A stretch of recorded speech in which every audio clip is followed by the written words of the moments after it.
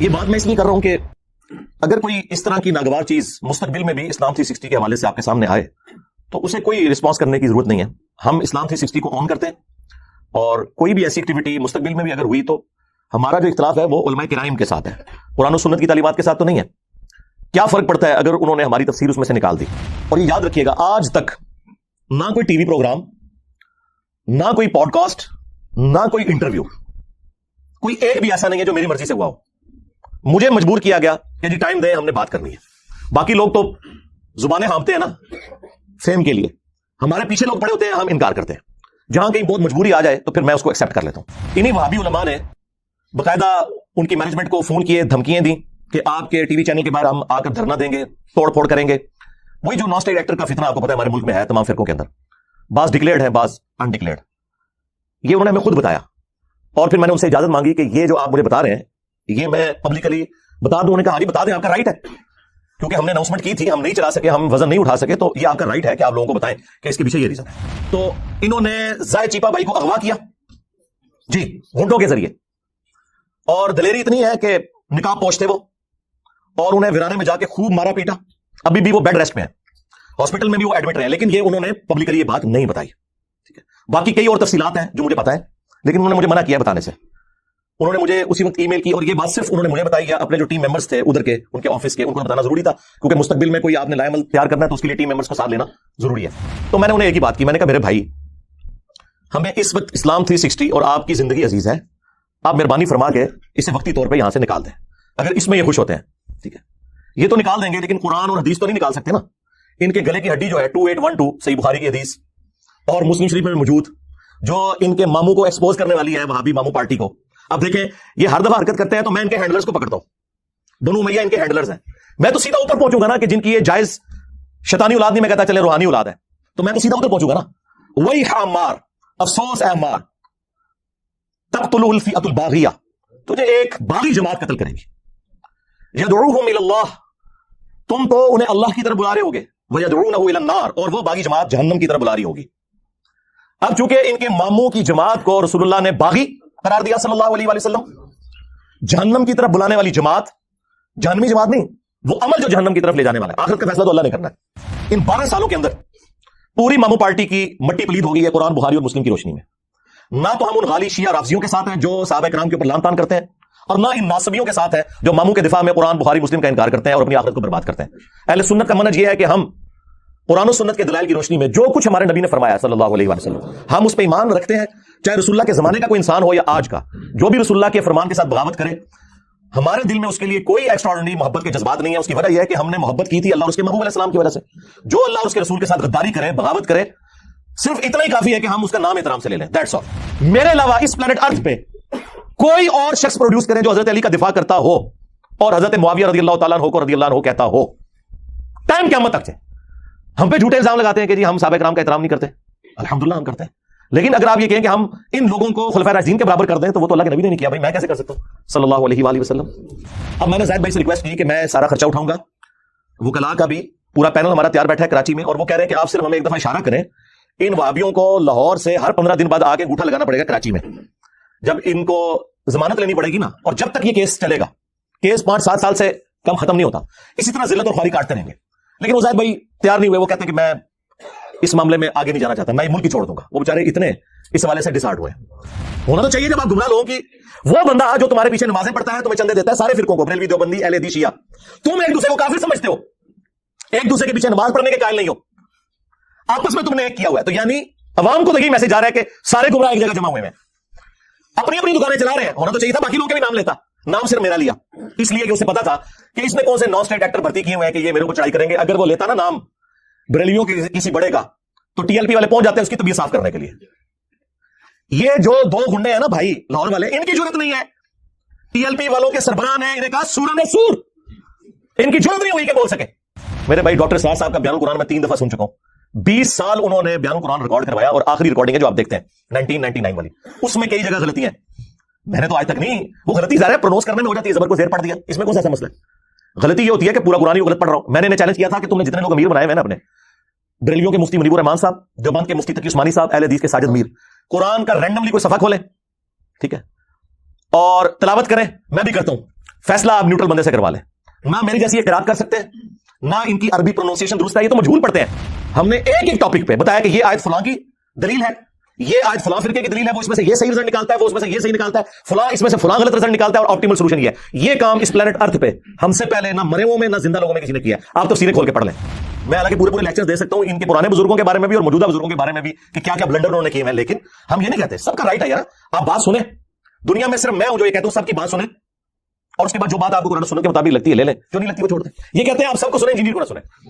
یہ کیوں کہہ رہے ہیں آپ خود سمجھ لیں بھائی. اگر آپ سچے ہو, کل تک تو آپ بھی کہتے تھے کہ جی آپ ڈائریکٹ بخاری پڑھیں دیکھیں ہمارے نماز کا طریقہ نکلتا ہے. انہیں کیا پتا تھا 2812 نکل آئے گی, تقتلوہ الفئۃ الباغیہ یدعوہم الی اللہ ویدعونہ الی النار. میں نے اس گلے پھاڑنے والے کو کہا تھا کہ تو حدیث مبالغہ مسلم سے بیان ہی نہیں کر سکتا, کیونکہ اس میں ذکر ہے کہ تیرے ماموں نے سب کرنے کا کہا تھا. سعد بن ابی وقاص کو انہوں نے انکار کیا تھا اور مولا علی کے فضائل سنائے تھے, اور تیرے بابے نے ابن تیمیہ نے منہاج السنہ میں شیعہ کے خلاف کتاب لکھتے ہوئے مانا کہ اس حدیث میں تیرے ماموں نے سب کرنے کو کہا, اور یہ سب تنقید ہوتی ہے. چل دو, نکلو اپنی کھٹا تو باہر. صحیح مسلم میں میرے امام مسلم نے جس کی کنیت سے تمہیں چڑ ہو, ابو الحسین, ہاں ابو الحسین مسلم بن حجاج القشیری نے اس کے فوراً بعد حدیث لی, غدیر خون کی حدیث 6228 تک 6225 سے, اور اس کے بعد 6229 میں لکھا کہ بنو امیہ کہلواتے تھے لعن اللہ ابو تراب, ابو تراب پر لعنت. تو تنقید گالی نہیں, اس سے بڑی بات لعنت بھیجتے تھے. اللہ کی لعنت, اللہ کے فرشتوں کی لعنت, تمام لعنت کرنے والوں کی لعنت ہو جو اہل البیت کے اوپر لعنت کرواتے تھے. آمین. تم لوگوں کا حشر ان کے ساتھ ہو, اور ہمارا حشر جو ہے وہ اللہ کے نبی اسلام, ان کے جانثار خلفائے راشدین صحابہ کرام اور اہل البیت کے ساتھ ہو علیہم السلام اجمعین. آمین. سیدھا سیدھا شرک کی طرف لے جانے والی بات ہے. انہوں نے تفسیر میں لکھا ہوا ہے اور اسلام 360 میں ڈلی ہوئی ہے, میں نے نہیں کہا کہ نکالیں, اور میں کسی بابی کی ضرورت ہوئی ہے کہ نکالو. انہوں نے لکھا ہے کہ جو اولیاء اللہ سے بھی مانگا جاتا ہے نا, یہ بھی اللہ ہی سے مانگنا کیونکہ پیچھے اللہ ہی ہے. ہاں اندازہ کریں, توحید کی باری آئے تو پیچھے اللہ, سنت پہ چلنے کی باری آئے تو آگے بابے کہتے ہیں پیچھے حضور ہی نے, اللہ بھی پیچھے رسول بھی پیچھے. اللہ کے بندو ڈر جاؤ, عزتیں اویل کی ہیں تم نے اللہ اور اس کے رسول کے نام کے اوپر, چندے بٹورے ہیں, جائیدادیں بنائی ہیں اللہ اور اس کے رسول کے نام کے اوپر, عز و جل صلی اللہ علیہ وآلہ وسلم, سواریاں سوار کی ہیں مکے اور مدینے کے نام کے اوپر, اور پھینکی ہیں جا کے دیوبند شریف, بریلی شریف, اجمیر شریف, بغداد شریف میں. غدار ہو تم اپنے نبی کے, بالکل, ہمیں کوئی شک نہیں ہے. اس لیے آپ ہمارے پیشن کے لیول کو دیکھ رہے ہیں کہ دن بدن رائز کر رہے ہیں, کیونکہ دن بدن ہم پہ حقیقت کھل رہی ہے کہ میرے نبی صاحب ہے ہی کوئی نہیں, تیرے بابے تھے شاید کوئی نہیں. الحمدللہ رب العالمین والصلاة والسلام علی سید الانبیاء والمرسلین وعلی آلہ واصحابہ وازواجہ اجمعین الی یوم الدین. الحمدللہ آج 19 فروری 2023 کو سنڈے کے دن ہمارا یہ پبلک سیشن نمبر 82 منعقد ہونے جا رہا ہے. آپ کے یہ سوالات ریئل ٹائم پرچیوں کی شکل میں میرے پاس آ چکے ہوئے ہیں. انشاءاللہ میں ان کو بعد میں ڈسکس کرتا ہوں. پہلے ایک کرنٹ افیئر کے طور پر ایک ایشو جو پچھلے ویک سامنے آیا وہ ہمارے اس پلیٹ فارم سے ریلیٹڈ ہے. آپ کو پتہ ہے کہ اس وقت اسلام کی سب سے بڑی جو ایپلیکیشن ہے وہ اسلام 360 ہے, جس میں الحمدللہ ہمارے جو زاہد چیپا بھائی ہیں انہوں نے اپنی مدد آپ کے تحت بڑی محنت کر کے وہ کام کیا ہے جو آج تک امت میں کسی کے حصے نہیں آیا. انہوں نے قرآن حکیم کی تمام جو میجر تفاسیر ہیں, مختلف مکاتب فکر کے جو تراجم ہیں, بریلوی, دیوبندی, اہل حدیث, اہل تشیع, اور اس کے علاوہ جو اہل سنت کی مین سٹریم کی کتابیں ہیں, چاہے وہ کتب ستہ ہوں, بخاری, مسلم, ترمذی, ابو داؤد, نسائی, ابن ماجہ, یا اس کے علاوہ بھی جو کریٹیکل کتابیں ہیں, مشکات المصابیح, المستدرک للحاکم, مسند احمد, اور باقی کتابیں بھی انہوں نے ماشاء اللہ تعالی ایڈ کی ہیں عربی پلس اردو کے ساتھ, اور اس پہ سرچ کرنا بھی آسان ہے. سب کا سب اس میں انٹرنیشنل نمبرنگ کے اوپر ہے, اور الحمدللہ اس حوالے سے وہ مسلسل میرے ساتھ رابطے میں رہتے ہیں, اور جہاں کہیں میں کوئی چیز آبزرو کرتا ہوں ایسی تو میں انہیں ہائی لائٹ کر دیتا ہوں, وہ اس کی ریمیڈی بھی کر لیتے ہیں. بلکہ دنیا میں سب سے زیادہ اگر کوئی ایپ یوز کر رہے ہیں تو وہ ہمارے اسٹوڈنٹس ہی ہیں. بریلوی, دیوبندی, اہل حدیث یا اہل تشیع کا اس سے کوئی لینا دینا نہیں ہے کہ فلاں آیت جو ہے وہ کس جگہ پہ ہے, فلاں حدیث کا نمبر کیا ہے. وہ تو اپنے بزرگوں, اپنے علماء کی بتائی ہوئی باتوں کو کاؤنٹر ویریفائی کرنا بھی گستاخی سمجھتے ہیں. تو الٹیمیٹلی اس کو ہمارے اسٹوڈنٹس یوز کرتے ہیں. یہ بات میں اس لیے کر رہا ہوں کہ اگر کوئی اس طرح کی ناگوار چیز مستقبل میں بھی اسلام 360 کے حوالے سے آپ کے سامنے آئے تو اسے کوئی رسپانس کرنے کی ضرورت نہیں ہے. ہم اسلام 360 کو آن کرتے ہیں اور کوئی بھی ایسی ایکٹیویٹی مستقبل میں بھی اگر ہوئی تو ہمارا جو اختلاف ہے وہ علماء کرام کے ساتھ ہے, قرآن و سنت کی تعلیمات کے ساتھ تو نہیں ہے. کیا فرق پڑتا ہے اگر انہوں نے ہماری تفسیر اس میں سے نکال دی؟ اس سے کوئی ہماری تفسیر کلاسز کو تو کوئی فرق نہیں پڑتا. اسلام 360 میں جو اس کا میجر سکوپ ہے وہ قرآن اور احادیث کے حوالے سے ہے, لیکن انہوں نے اس میں کچھ عرصے سے مختلف مکاتب فکر کے علماء کی آڈیو ریکارڈنگ والی تفسیر بھی ایڈ کی. ڈاکٹر اسرار صاحب رحمہ اللہ تعالی ہمارے استاد, ان کی تفسیر اس میں ایڈ کی انہوں نے, ڈاکٹر فرحت ہاشمی اور باقی مختلف علماء کی. اس میں انہوں نے مجھ سے پوچھے بغیر میری تفسیر بھی آڈیو ریکارڈنگ والی ڈال دی, اور پوچھنے کی ضرورت انہوں نے اس لیے نہیں سمجھی کہ ہم نے تو سب کو اجازت دی ہوئی ہے. دنیا میں اس وقت سب سے زیادہ چینلز جو ہیں وہ ہمارے اسٹوڈنٹس کے ہیں. ہم کسی کو کوئی اسٹرائک بھی اس حوالے سے نہیں بھیجتے, ہم نے اوپن اجازت دی ہوئی ہے کہ ویڈیو ایڈز نہ لگائیں اور آپ چینل بنائیں دین کی تبلیغ کے لیے.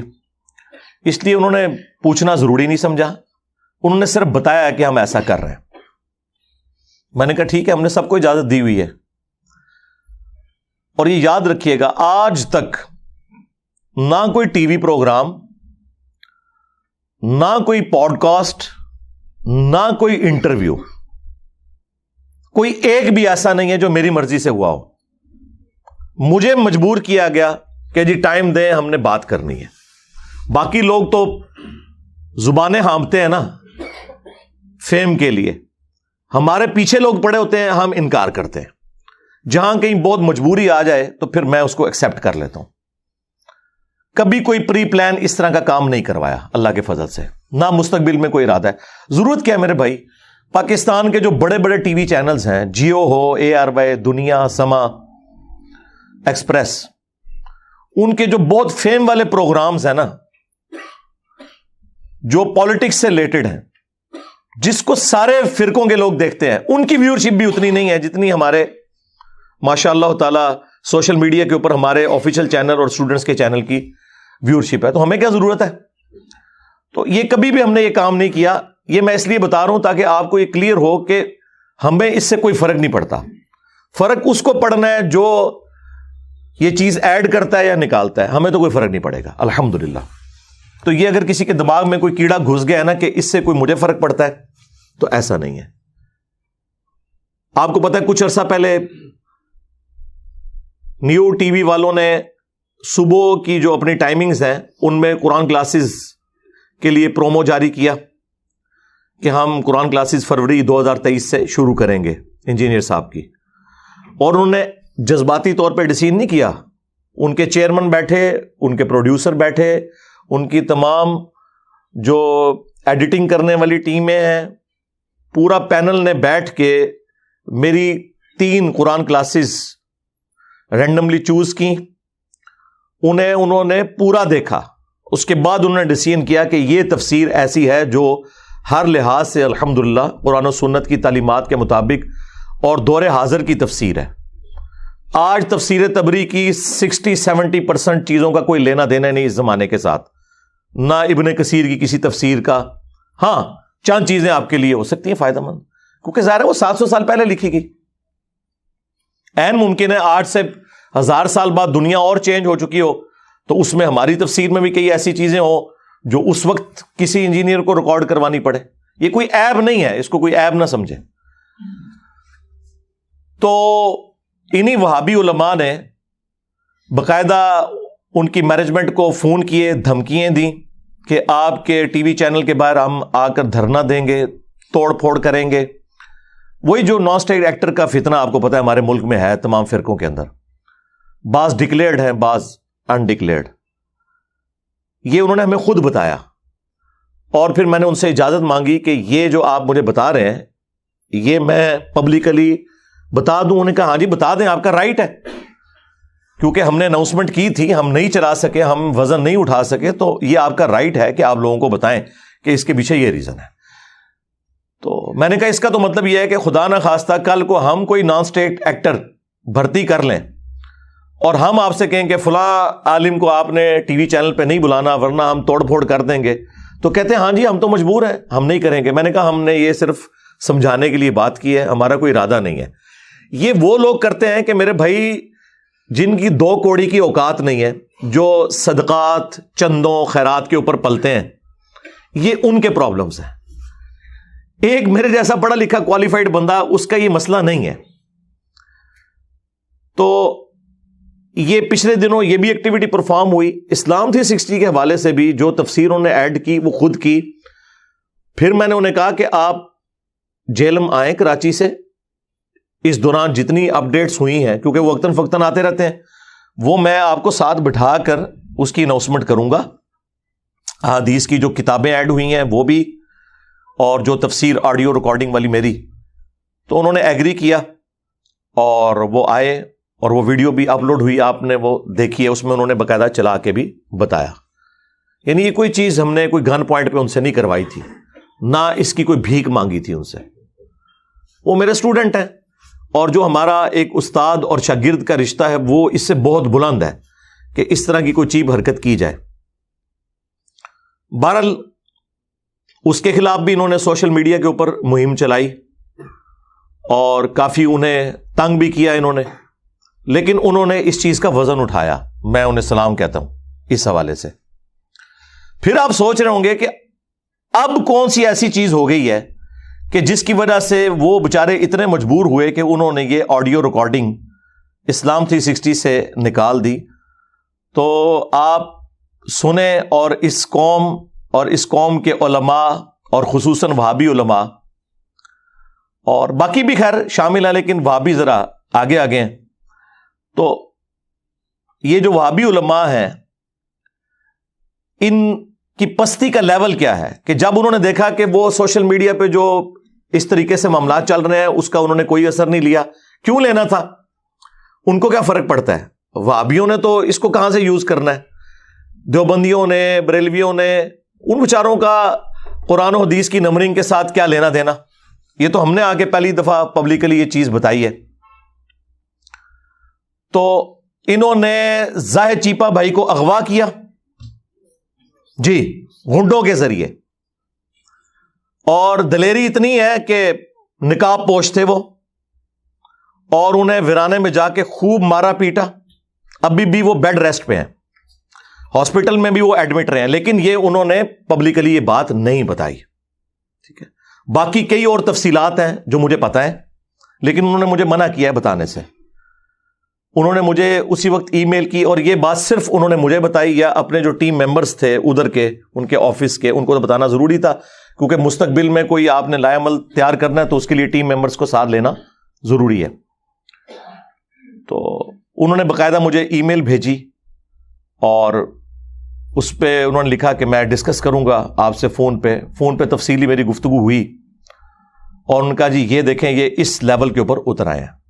تو میں نے انہیں ایک ہی بات کی، میں نے کہا میرے بھائی، ہمیں اس وقت اسلام 360 اور آپ کی زندگی عزیز ہے، آپ مہربانی فرما کے اسے وقتی طور پہ یہاں سے نکال دیں، اگر اس میں یہ خوش ہوتے ہیں، ٹھیک ہے۔ یہ تو نکال دیں گے، لیکن قرآن اور حدیث تو نہیں نکال سکتے نا۔ ان کے گلے کی ہڈی جو ہے 2812 صحیح بخاری کی حدیث اور مسلم شریف میں بھی موجود، جو ان کے ماموں کو ایکسپوز کرنے والی ہے، وہابی ماموں پارٹی کو۔ اب دیکھیں یہ ہر دفعہ حرکت کرتے ہیں تو میں ان کے ہینڈلرز کو پکڑتا ہوں، بنو امیہ ان کے ہینڈلرز ہیں، میں تو سیدھا اوپر پہنچوں گا نا کہ جن کی یہ جائز شیطانی اولاد نہیں، میں کہتا چلیں روحانی اولاد ہے، تو میں تو سیدھا ادھر پہنچوں گا نا۔ وہی عمار، افسوس اے عمار، تقتلہ الفئۃ الباغیہ، تجھے ایک باغی جماعت قتل کرے گی۔ یدعوہم الی اللہ، تم تو انہیں اللہ کی طرف بلا رہے ہوگے، ویدعونہ الی النار، اور وہ باغی جماعت جہنم کی طرف بلا رہی ہوگی۔ اب چونکہ ان کے ماموں کی جماعت کو رسول اللہ نے باغی قرار دیا صلی اللہ علیہ وآلہ وسلم، جہنم کی طرف بلانے والی جماعت جہنمی جماعت نہیں، وہ عمل جو جہنم کی طرف لے جانے والا ہے. آخرت کا فیصلہ تو اللہ نے کرنا ہے. اس ٹاپک پہ میری کئی ایک ویڈیوز ریکارڈڈ ہیں، مجھے اس کی تفصیل میں جانے کی ضرورت نہیں ہے کہ کس رضی اللہ عنہ کو خوش کرنے کے لیے عمار رضی اللہ عنہ کو شہید کیا. وہ ہم نے مسند امام احمد سے احادیث دکھا دی ہیں انہیں. ابو الغادیہ تھے وہ صحابی جن سے یہ غلطی ہوئی، پوری زندگی وہ اس کے اوپر افسوس کرتے تھے. اور سب سے بڑھ کر وہابیوں کے جو امام ہیں، جن کے نام کے اوپر اس فرقے کا نام ہے، محمد بن عبد الوہاب، ان کے بیٹے ہیں عبداللہ. انہوں نے سیرت الرسول کتاب لکھی ہے. اس کے اینڈ پہ جا کر انہوں نے خلفائے راشدین کی بایوگرافی بھی لکھی ہے. اس میں بھی جنگ جمل، صفین اور نہروان کو ڈسکس کیا ہے. اور جو باتیں میں قرآن و سنت کی روشنی میں کرتا ہوں، اس سے زیادہ سخت باتیں اس میں لکھی ہوئی ہیں. اس میں انہوں نے ان کے ماموں کے حوالے سے بھی وہ مسند احمد کی حدیث نقل کر دی ہے کہ جب ان کے ماموں کو آ کر حضرت عمر بن عاص نے بتایا کہ عمار قتل ہو گئے، اور رسول اللہ نے فرمایا تھا صلی اللہ علیہ وآلہ وسلم کہ عمار کو ایک باغی جماعت قتل کرے گی، تو ماموں نے توبہ کرنے کی بجائے کہا کہ تم اپنے ہی پیشاب میں پھسلتے ہو، یعنی لوگوں کو یہ بات بتاؤ گے تو ہماری حقیقت ماموں پارٹی کی کھل جائے گی. ٹھیک ہے، ہم نے انہیں قتل کیا ہے، ان کو تو علی اور اس کے ساتھیوں نے قتل کیا کہ نہ وہ لا کے ہمارے نیزوں کے آگے پھینکتے اور نہ عمار قتل ہوتا. دیکھیں، جب انسان حق سے اناد کرے تو اس کا گیئر کیسا الٹا لگتا ہے کہ وہ واضح احادیث کی تعریف کرتا ہے. ٹھیک ہے، آج تک تو یہ کہتے تھے کہ حنفی حدیثوں کو نہیں مانتے. یہ ماموں پارٹی کے جو سربراہ ہیں نا، وہ بھی احادیث کے ساتھ اسی طرح کا مذاق اڑایا کرتے تھے.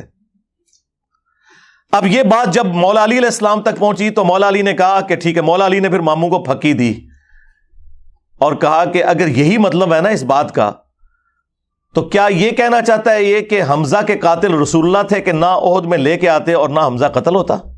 جو شخص کسی کی حمایت میں آتا ہے اس شخص کو آپ یہ کہتے ہیں کہ وہ مجرم ہے یا اس کا امیر مجرم ہے. لیکن جب انسان نے حق سے اناد کرنا ہو تو پھر یہی کچھ ہوتا ہے. تو یہ اپنی حرکتوں سے آئے دن بتاتے ہیں کہ ہم اسی ماموں کے ماننے والے ہیں اور اسی ماموں کے دفاع کے لیے ہم یہ ساری کوششیں کر رہے ہیں. لیکن وہ دفاع تو ہونا کوئی نہیں ہے. ان 1200 سال میں شیعان علی کے اوپر جو ظلم ہوئے اور جس طریقے سے ان کا استحصال کیا گیا، ان 12 سالوں کے اندر پوری ماموں پارٹی کی مٹی پلید ہو گئی ہے قرآن، بخاری اور مسلم کی روشنی میں. نہ تو ہم ان غالی شیعہ رافضیوں کے ساتھ ہیں جو صحابہ کرام کے اوپر لان تان کرتے ہیں، اور نہ ان ناصبیوں کے ساتھ ہیں جو ماموں کے دفاع میں قرآن، بخاری، مسلم کا انکار کرتے ہیں اور اپنی آخرت کو برباد کرتے ہیں. اہل سنت کا منہج یہ ہے کہ ہم قرآن و سنت کے دلائل کی روشنی میں جو کچھ ہمارے نبی نے فرمایا صلی اللہ علیہ وآلہ وسلم، ہم اس پہ ایمان رکھتے ہیں. چاہے رسول اللہ کے زمانے کا کوئی انسان ہو یا آج کا، جو بھی رسول اللہ کے فرمان کے ساتھ بغاوت کرے، ہمارے دل میں اس کے لیے کوئی ایکسٹراآرڈنری محبت کے جذبات نہیں ہے. اس کی وجہ یہ ہے کہ ہم نے محبت کی تھی اللہ اور اس کے محبوب علیہ السلام کی وجہ سے. جو اللہ اور اس کے رسول کے ساتھ غداری کرے، بغاوت کرے، صرف اتنا ہی کافی ہے کہ ہم اس کا نام احترام سے لے لیں. That's all. سیدھی سی بات ہے. اور یہ پروفیسیز ہیں رسول اللہ کی صلی اللہ علیہ وآلہ وسلم. میں نے امام بخاری، امام مسلم سے گن پوائنٹ پہ یہ چیزیں نہیں لکھوائی ہیں.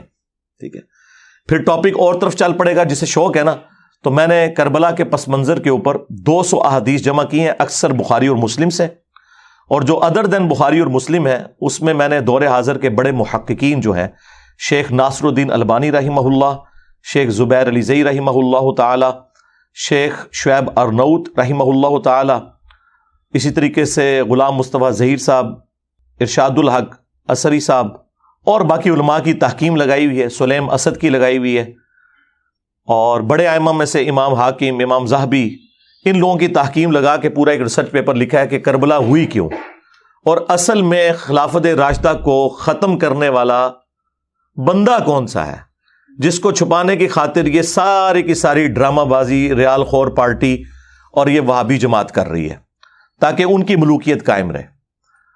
تو وہ آج میرا ٹاپک نہیں ہے. وہ آپ ہماری اکیڈمی سے فری منگوا سکتے ہیں، صرف ڈاک کا خرچہ دیں گے. صبح 9 سے شام 5 بجے تک فون کھلا ہوتا ہے. 032159000162. آپ رابطہ کریں, یہ 12 کا پیکج فری آپ کے گھر آئے گا. لاکھوں جا چکے ہیں آج تک اللہ کے فضل سے, ہزاروں نہیں لاکھوں.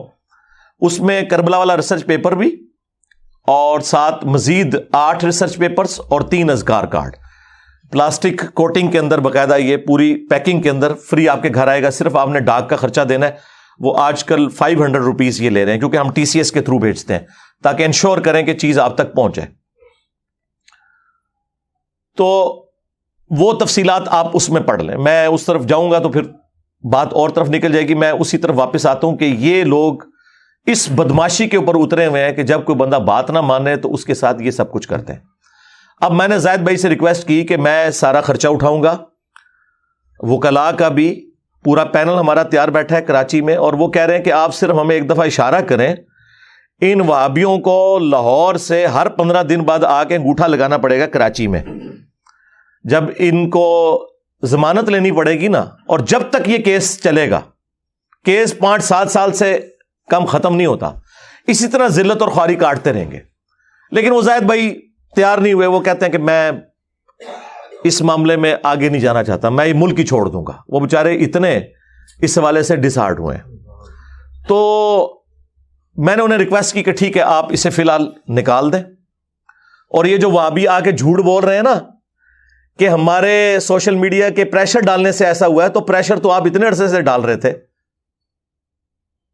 اس کا کوئی اثر نہیں لیا. بیسیکلی آپ لوگوں نے وہی کام کیا جو نان اسٹیٹ ایکٹر کرتے ہیں, پھینٹی لگائی, مارا پیٹا.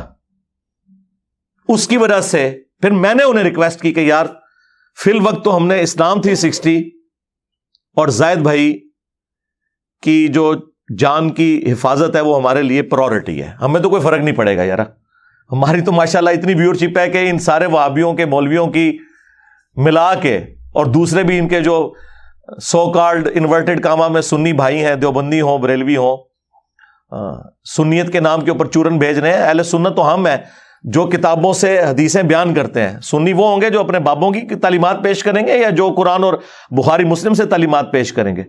تو پھر میں نے انہیں ریکویسٹ کی کہ ٹھیک ہے پھر آپ اس کو فی الوقت نکال دیں. اور یہ جھوٹ بول رہے ہیں کہ ہمارے میڈیا کے پروپیگنڈے کی وجہ سے, یہ بھی جھوٹ بولا. دوسرا جھوٹ بولا انہوں نے کہ اسلام 360 کے ریپ نے ہمیں رابطہ کر کے بتایا ہے.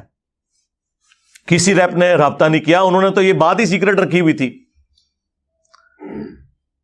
انہوں نے جب اس کو چیک کیا نکلی ہوئی تھی تو انہوں نے رابطہ کیا, تو انہوں نے کہا کہ ہاں ٹیکنیکل ریزنز کی وجہ سے ہم نے نکال دی ہے.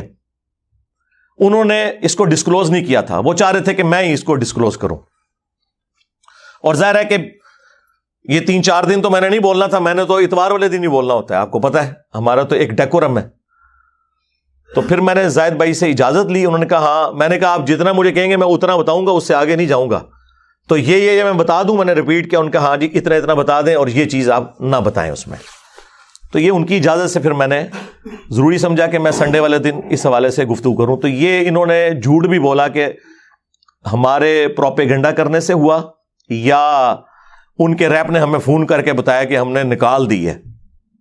وہ تو بیچارے خود افسردہ ہیں اس حوالے سے, خوفزدہ ہوئے ہیں کہ یار یہ مولویوں کا یہ بھیانک چہرہ بھی ہوتا ہے. اور دیکھیں ان کا ایک نامعلوم مجہول مولوی, ان کے نزدیک تو امیر ہے ان کی سندھ کی جماعت کا, حال یہ ہے کہ 150-200 بندہ اس کی بات نہیں سنتا. ٹھیک ہے, تو اس وہابی نے باقاعدہ ایک آڈیو ریکارڈنگ بنائی جس میں اس نے کہا کہ ہم نے زاہد کی اہل حدیثیت اور سلفیت سے متاثر ہو کے اسے وہ تزکیہ دیا تھا, یعنی کریکٹر سرٹیفکیٹ. دیکھیں نا لفظ بھی کیسے کیسے مشکل یہ بول رہے ہوتے ہیں. وہ تزکیہ یعنی کریکٹر سرٹیفکیٹ. تو لیکن اس نے وقت کے ساتھ ساتھ گمراہ کن لوگوں کی چیزیں بھی اس میں ڈالنی شروع کر دی ہیں. لہٰذا ہم اعلان برات کرتے ہیں اور آپ اس کو نکال دیں اس میں سے, ہمارے جو کریکٹر سرٹیفکیٹ کو جو ہم نے آن کیا تھا. اچھا وہ گمراہ جب کہہ رہے تھے, میں نے کہا یہ نام لیں گے ڈاکٹر اسرار کا جسے یہ مشرک سمجھتے ہیں وحدت الوجود کی وجہ سے. احمد بریلوی صاحب جن کے خلاف ان کے ابے نے کتاب لکھی تھی البریلویہ, جس میں جھوٹ لکھے انہوں نے, جس کا میں نے پوسٹ مارٹم کیا اور بتایا کہ ان کا ابا کیسا جھوٹ بول کے گیا اس کتاب کے اندر. کسی کا نام نہیں لیا, ایک بندے کا نام میرا.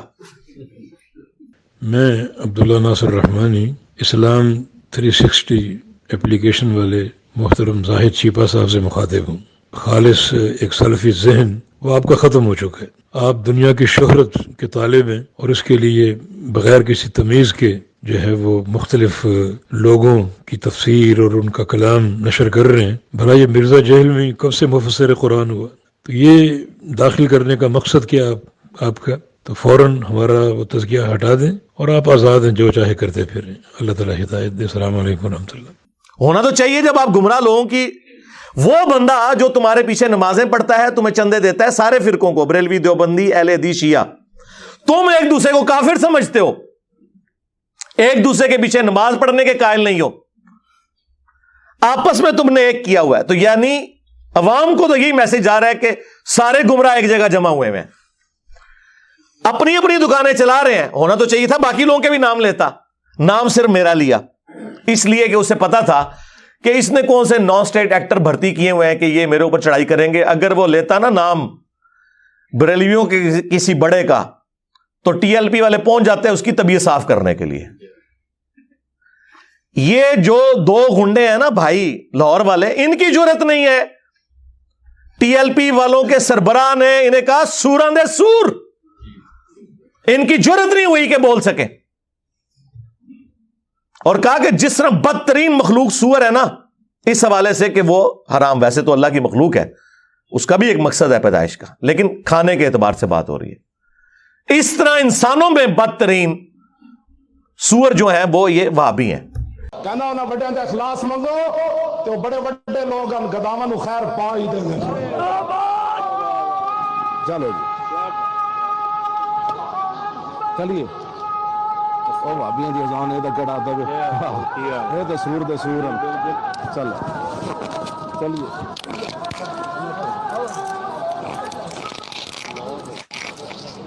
ان کی جرت نہیں ہوئی بول سکے کیونکہ انہیں پتا تھا پینٹی لگے گی. ٹوٹلی ان کا دین مذہب جو ہے نا وہ پیسہ اور دنیاوی سٹیٹس ہے، بس اس سے زیادہ کچھ نہیں ہے. کوئی ان کی کوئی حالت نہیں ہے. تو ایک دوسرے کے بارے میں یہ لوگ نہیں بولتے. مجھے سنگل آؤٹ کیا ہوا ہے. ہمیں تو یہ باتیں کرتے ہیں نا، ہم تو ساروں کو مسلمان سمجھتے ہیں. ان کی حالت یہ ہے کہ حسام الحرمین میں احمد بریلوی صاحب نے دیوبندیوں کو واجب القتل اور مرتد لکھا ہے. ان کے کفر میں شک کرنے والا بھی کافر یہ لکھا ہے. اور جواب میں المہند المفند میں انہوں نے احمد بریلوی اور ان کی جماعت کو شیطانی لشکر کہا ہے، یعنی کافر سے بھی اگلی ڈگری شیطان. اور کہا جس طرح انبیاء پر حملہ آور ہوتے تھے، وہ کافر شیاطین تھے نا، مسلمان شیاطین تو نہیں تھے. اور پھر احمد بریلوی نے تو ان کی طبیعت صاف کی احکام شریعت کے اندر. ہائے ہائے ہائے ہائے. انہوں نے لکھا ہے کہ دیوبندی ہو، اہل حدیث ہو، وہابی ہو، اور قادیانی بھی بیچ میں شامل کر دیے کافر. یہ 1,00,000 دفعہ بھی اللہ کا نام لے کے ذبیحہ کریں، ذبیحہ مردار ہی رہے گا. البتہ یہود و نصارہ کا ذبیحہ حلال ہے.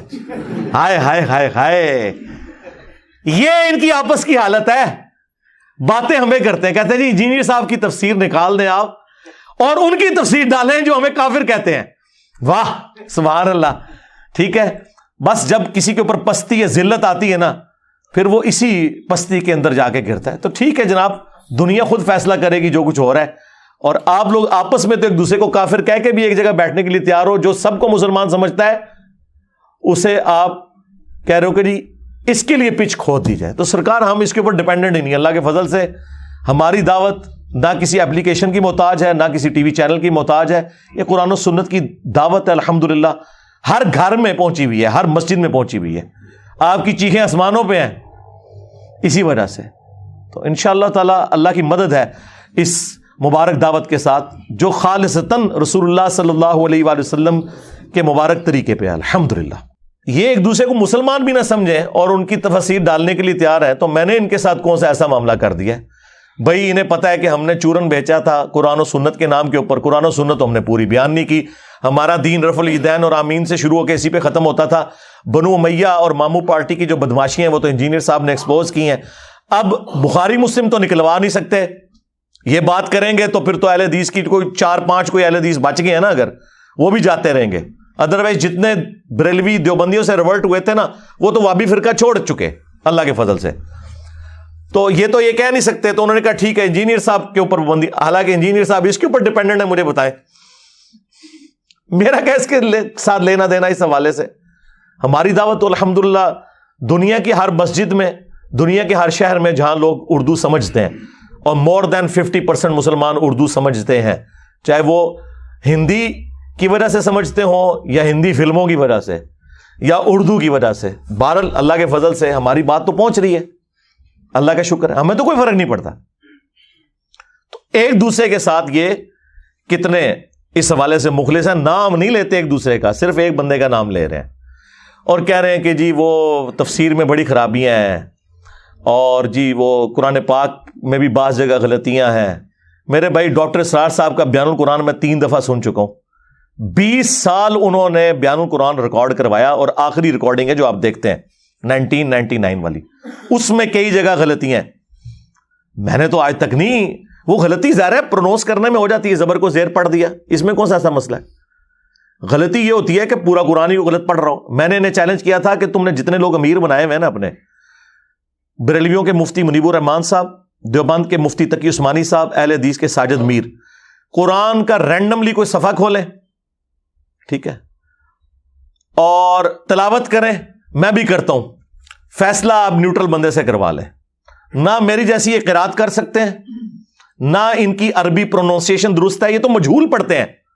زبر زیر کو صرف آپ اس کے ٹھیک پڑھنے کو عربی نہ سمجھیں, مجہول بھی نہیں ہونا چاہیے. ڈاکٹر اسرار صاحب بھی قرآن مجہول پڑھتے تھے کئی جگہ پہ, اور ڈاکٹر ذاکر نائک تو پڑھتا ہی مجہول ہے. میں نے آج تک کبھی کہا کہ یار وہ قرآن غلط پڑھتا ہے. تقی عثمانی صاحب مجہول پڑھتے ہیں. قرآن مجہول پڑھنا حرام ہے, اس کو معروف عربی میں آپ نے پڑھنا ہے نہیں پڑھنا, ہی پڑھنا ہے, بے نہیں پڑھنا, بی پڑھنا ہے. یہ والی ذرا غلطیاں نوٹ کریں. اور ابھی میں وہ غلطی تو بتا نہیں رہا, ہا, عین, ثا, ذال, بود. جائیں میری عربی, میں نے جو تم لوگ 3 سال کے اندر عربی کورسز کراتے ہو, میں نے 1.5 گھنٹے کے اندر پوری عربی لنگوسٹک کور کی ہے پروننسیشن کے اعتبار سے. اور باقی یہ گھوڑا, یہ میدان, میرے پہلے 6 لیکچرز قرآن کے 40 پوائنٹس کے اوپر ہیں قرآن سے متعلق. تمہارے 1200 سال میں جتنے لوگوں نے تفاسیر لکھی, آج بھی جو لکھ رہے ہیں, آپ قرآن کا تعارف پڑھ لیں اور میرے وہ 6 لیکچر سن لیں. اگر وہ ساری کی ساری باتیں کسی ایک بندے نے بیان کی ہوئی, آپ مجھے آگے پکڑ لیجئے گا.